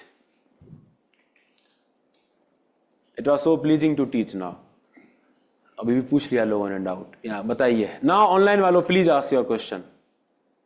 I was distracted again and again, so that's why I had to stop that. You please ask your question, then we will discuss. Everyone please ask your question. कहाँ से दिखाना है इसमें? Integrity सही ना? Integrity और है honesty के बाद से, इसके बाद से. Legal judicial example, basically that corruption cases, the verdict does not come on time, for deterrence value is not there. In law, there are various loopholes that are misused by the people. So that is a legal judicial point. All those points reflect that if you are not competent, that you will not be able to plan properly. So that example of Bihar bridge that I gave you, so they were not able to plan properly. If you do not have the competence, then you will not have innovative thinking. Armstrong Payne, he could think of crowdsourcing of funds, but many bureaucrats could not think because they lack competence in that regard. That perhaps they can go outside also for the collection of fund. Problem solving, ultimately you have to be a problem solver because constraint will always be there. We will discuss that in the next slide, dedication to public service. So basically, all these things will suffer if you are not having skills, even though you are a man of integrity, personally honest. Isn't it competence a feature of decline of intellectuality? Yes, it reflects that. It reflects decline of intellectual integrity, yes.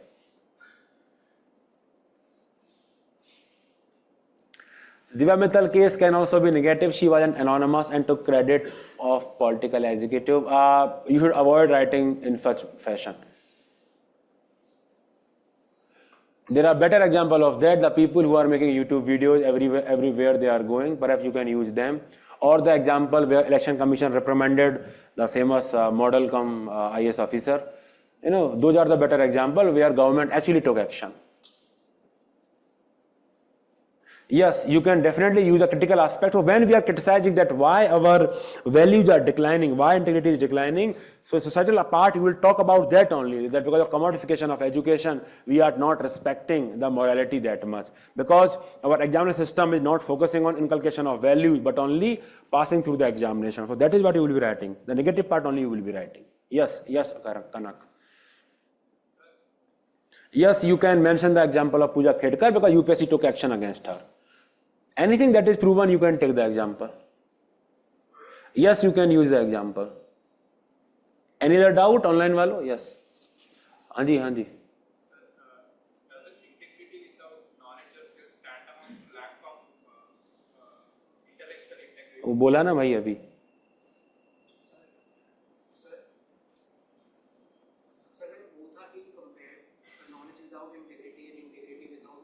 Which is more harmful, है?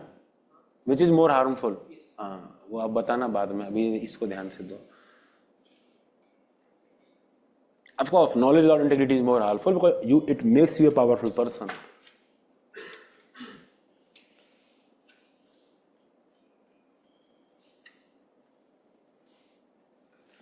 When you say off the chat, it is really helping my concentration. अरे भाई, it is also helping my concentration also. ये दिखाइए क्या लिखा हुआ है ऊपर. कितना बड़ा लिख दिया इन लोगों ने. Using newly discovered drugs on poor people, knowing potential. Yes, this is the example of knowledge without value. If you are using poor people as guinea pigs, it is an example of knowledge without values. Yes. Very good example. Shreya Bala साहब. Any other doubt? पूछो भाई, आप भी पूछो. Sir आपके rights हैं, भूल जाते हो आप. ऑनलाइन वालों बताइए. Any other doubt? आगे बढ़ा जाए फिर. ओके, सो बंद कर दीजिए इसको chat window. So next important topic is क्या हो गया, साइड्स रह गई. अच्छा, सॉरी. ये वाली, ये तो हो गया. ये तो जेनरिक है. Anything you can write it, anything. चलें आगे. So very important topic, that is dedication to public service. Dedication to public service. Very important topic.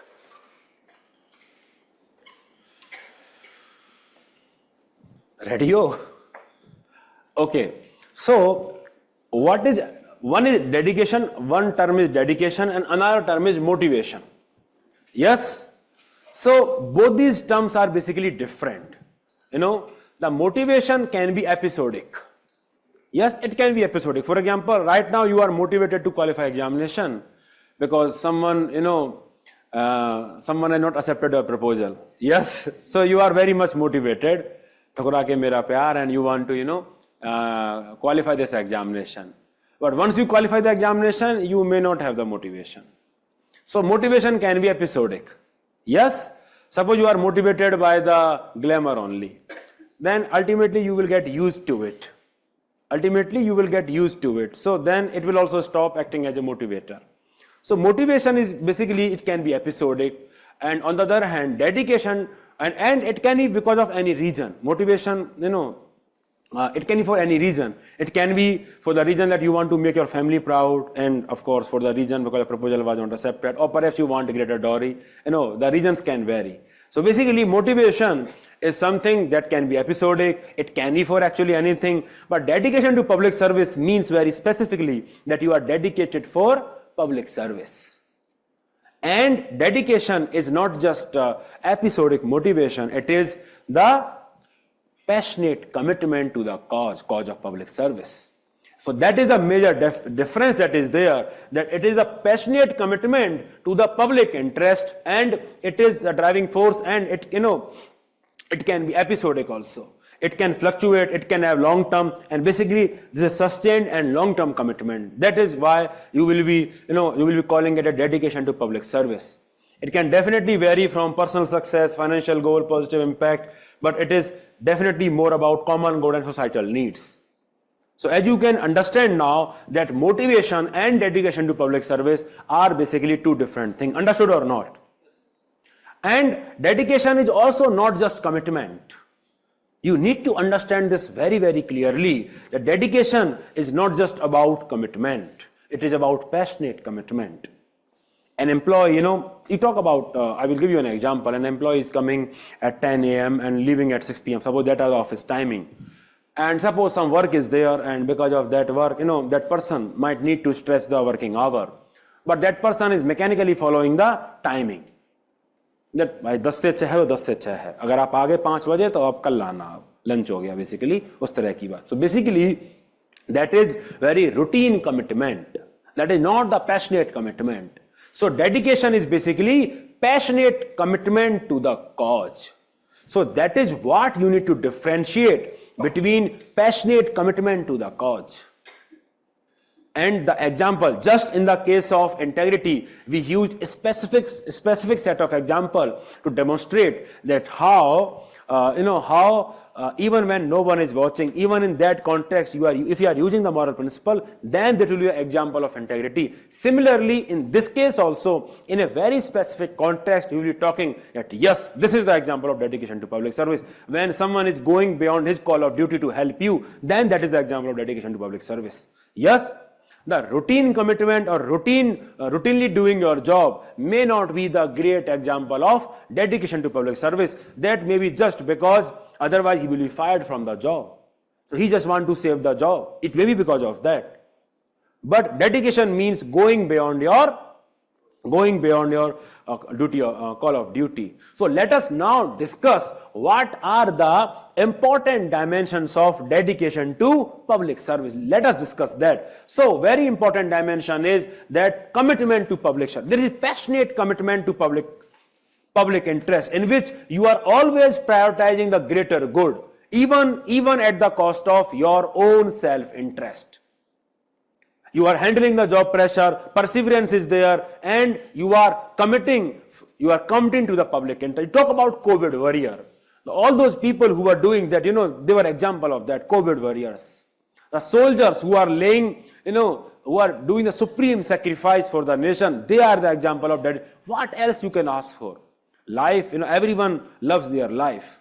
But people who are doing that is the example of dedication to public service because they are prioritizing, the societal interest. You talk about Ashok Khemka, now he has been transferred so many times. Don't you think it will have any impact on his mental health or it will be impacting his family? Of course, he will be suffering like, I remember reading one of his interview in the Indian Express, in which he has said that I have been outcasted in bureaucracy. No one invites me to their house. No one has a relationship with me because if they have the relationship with me, then the executive may think that I am very close to them and they will also behave like me only. And that is why I am all alone in the bureaucracy. Imagine feeling like that in bureaucracy, that even your batchmates are not supporting you. Imagine being in that situation. That is not easy. Your child, you have just enrolled your child in a particular school. In 6 months, you are getting the transfer. Every 6 months, you are getting the transfer. Imagine the life of your wife and your children. What will happen? Then you will shift them to a particular place and you will be moving around the state. Imagine living alone only all the time. So basically, it actually requires a lot. So that is when commitment to public interest is desired. It will be very easy to succumb to the political pressure कि भाई सोच लेते हैं, मान लेते हैं, चलो ठीक है. It will be very easy to succumb to the political pressure and it requires a great deal that you are always committed to the public interest. And that is what, passionate commitment is all about. That is what dedication is all about. Another important dimension is the sense of responsibility. The bureaucrats who are dedicated to public service, they have this inherent sense of responsibility that suppose if this is happening in their area, then it is their responsibility. So they will not wait for someone to come and complain. They will soon take action that yes, it is my responsibility.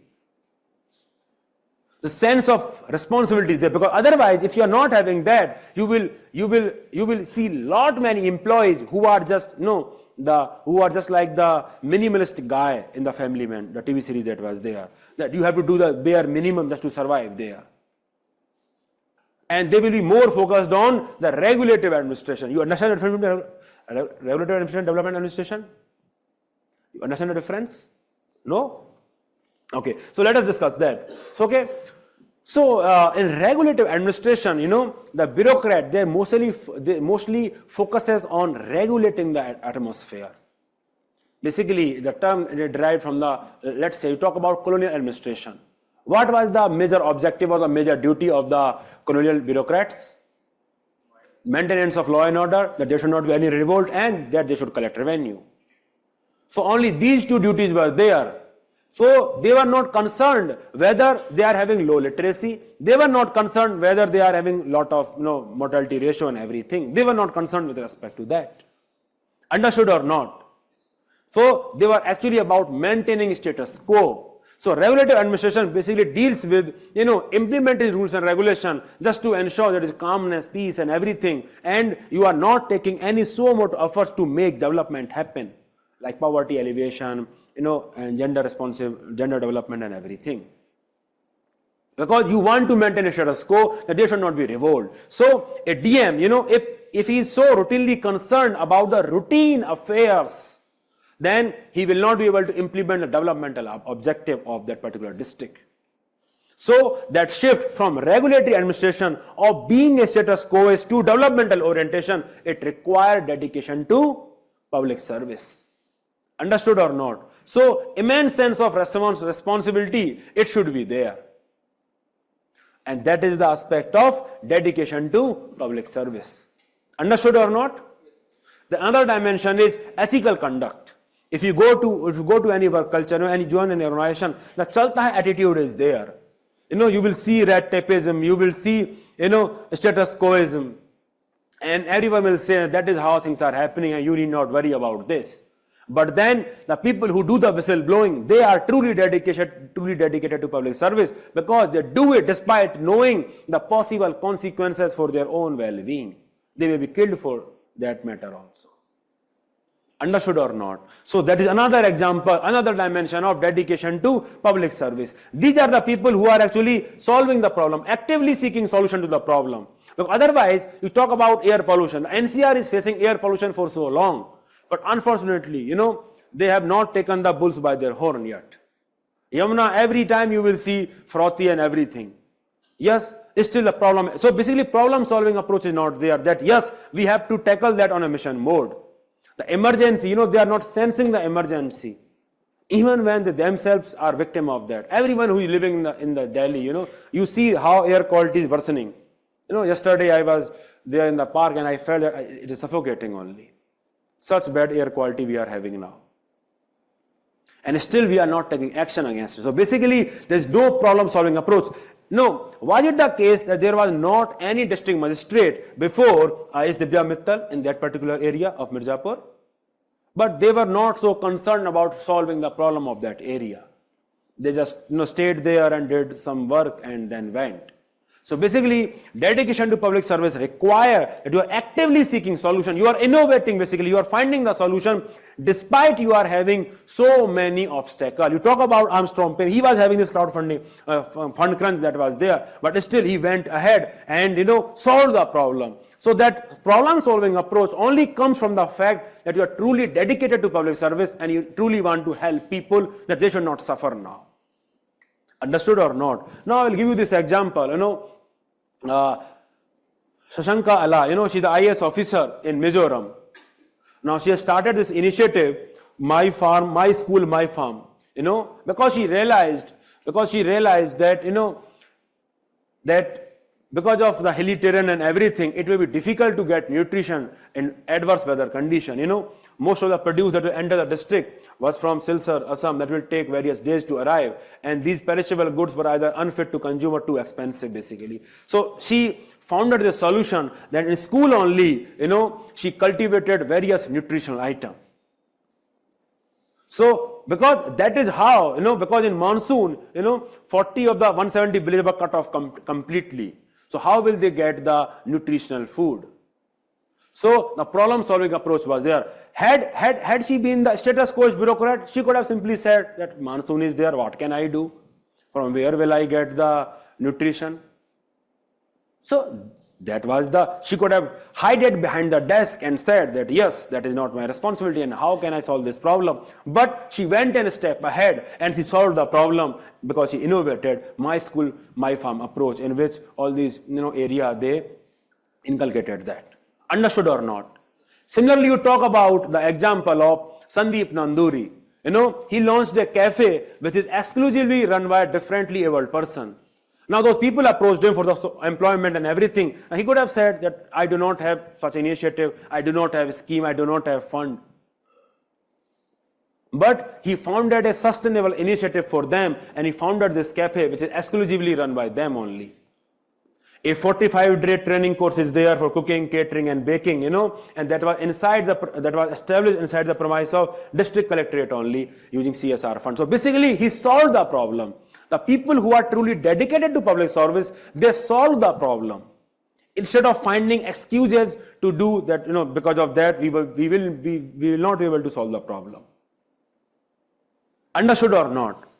Similarly, you take the example of Avinash Saran, his Sanghi Express, the bike, using bike ambulance to transfer the patient, You talk about the Sanghi Express, he launched a series of bike ambulance which has cut down the expense of people by 90%. Because in those areas, it's very difficult to have motor transport, proper transport. So he founded the solution of Sanghi Express, and because of that, it has provided livelihood also to the local. Because those locals are now employed as bike riders and everything. So reducing medical cost by 90%, it is actually a great outcome. It is only possible when you are truly dedicated to public service, when you are actually solving the problem that people are facing and you are not hiding behind the desk. Understood or not? Again, these are examples of, he could have also said that what more can I do? The terrain is like that only. It is remote area. What more can I do? I do not have funds. Or the roads are not conducive for the ambulance and everything. I'm still striving, but government allocated. So he could have made all those excuses, and that is a difference that is there between the bureaucrats, who are positive-minded officers, who are dedicated to public service, and the officers who believe in status quo. So rules and regulations are same for both the officer, yet positive-minded officers are able to achieve much more than the negative-minded officers. Understood or not? Similarly, the bureaucrats, who are having dedication to public service, they believe in adaptability and continuous learning. They follow best practices, they indulge in innovation and improve their domain expertise. I think I gave you the example of Aruna Sundararajan yesterday. That she invited the projects from the newly formed companies on the basis of pilot project. Because if she had followed the traditional norms, she could have missed out on the technological expertise that was available with such infant companies. But she innovated. And that is why, IAS officer who thinks like a businesswoman, because she believes in risk taking. She believes in innovation. You talk about this. She started a particular project in Kerala, that quickly spread across the country, and because of that, at least one person in each of the Kerala's family has become computer literate through his centers. And that is what it has been written, that Kerala government took an unconventional route. It asked the bidders to set up pilot projects and chose the one which performed the best. Tulip passed the test.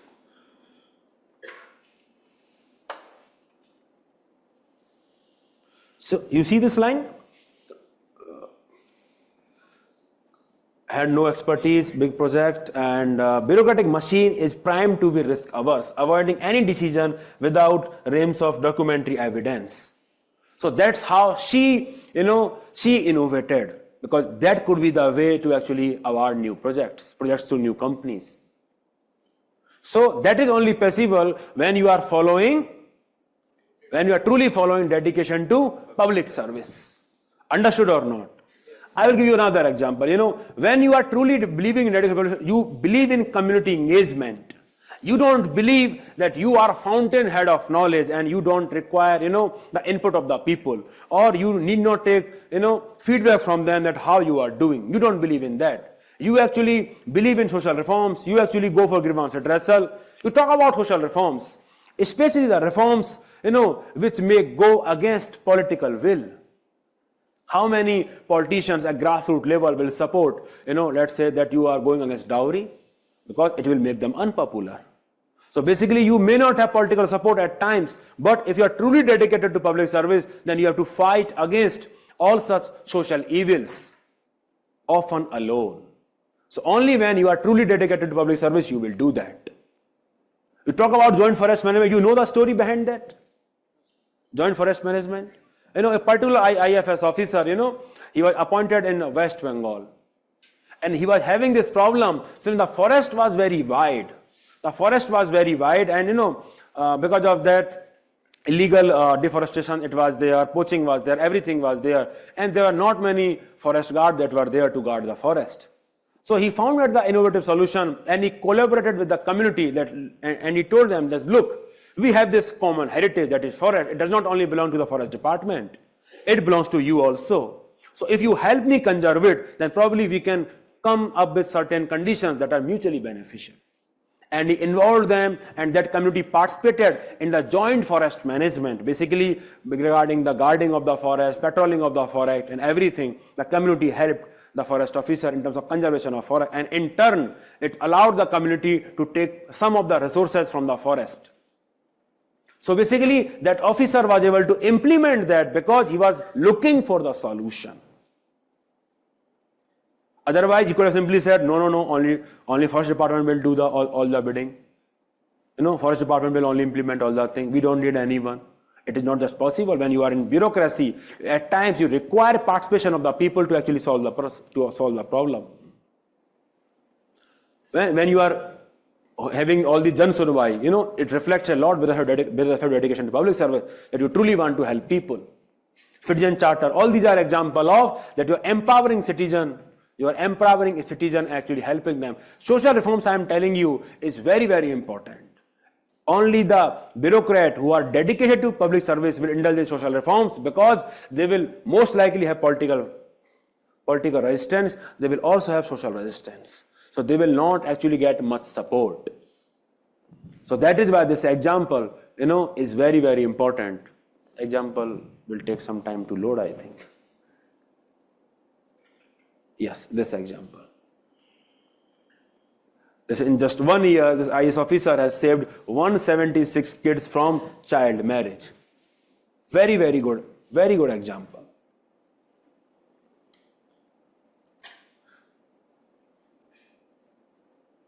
Understood? So basically, dedication to public service means that you are selfless. You are having, you are holding yourself accountable for your actions, believing in long-term impact. And that is why the Metro Man of India, he is the example of that. Because, he had various reasons to not just implement projects on time. He could have simply said that, that is how government works. But he made it a point that, there is change in work culture. So, truly dedication to public service. The people who are laying their lives for the cause of nation. Again, the same example of dedication to public service. Yes, this lady, who is carrying the child, going for the immunization. Again, dedication to public service. Had she wanted, she could have simply stayed. What is the need to go there? I will ask them to come. If they need, they will come and get themselves vaccinated. Yes? So, all these are examples of dedication to public service. So, now I am sure you understand that in which context we will use this term. It is not just about the routine work. It is not just about the routine compliance. It is about going beyond what is expected of you, and then we will use the term dedication to public service. And those are the kind of examples that you are supposed to know. And all these examples, of course, you can write in the context of integrity, work culture. You can use them. They are multi-purpose examples, basically. Understood? Everyone, chat open kar dijiye. Online वालों, understood? Any doubt? Any doubt? Online वालों, understood? So this term dedication to public service is basically very broad term. It encompasses, lot many dimensions. Understood, everyone? Any doubt? You may please ask in the chat box now.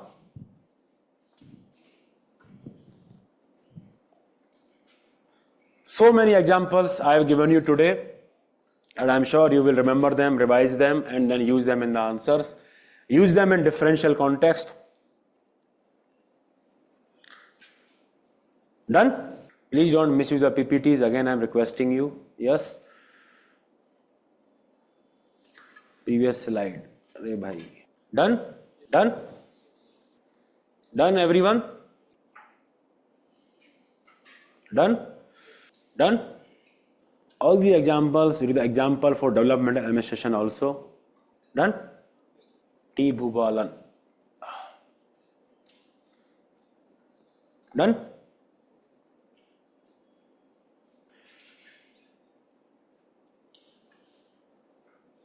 ठीक है, कौन सा वाला बोल रहे थे? Travel cost, so much of cost was saved. बाकी आप गूगल करिए, इससे जानना है तो. कौन सा बोल रहे थे सरीन, आप बताइए. Tulip. This is tulip. Perhaps you are talking about this. Okay, so today we have learned, very important foundation value for civil services, and lot many examples we have learned, lot many great themes we have covered, and all these examples, are multi-dimensional. You can use them in various contexts, but you will be able to use them only when A, you remember them, and B, you have conceptual clarity that what are the values they stand for. Yes?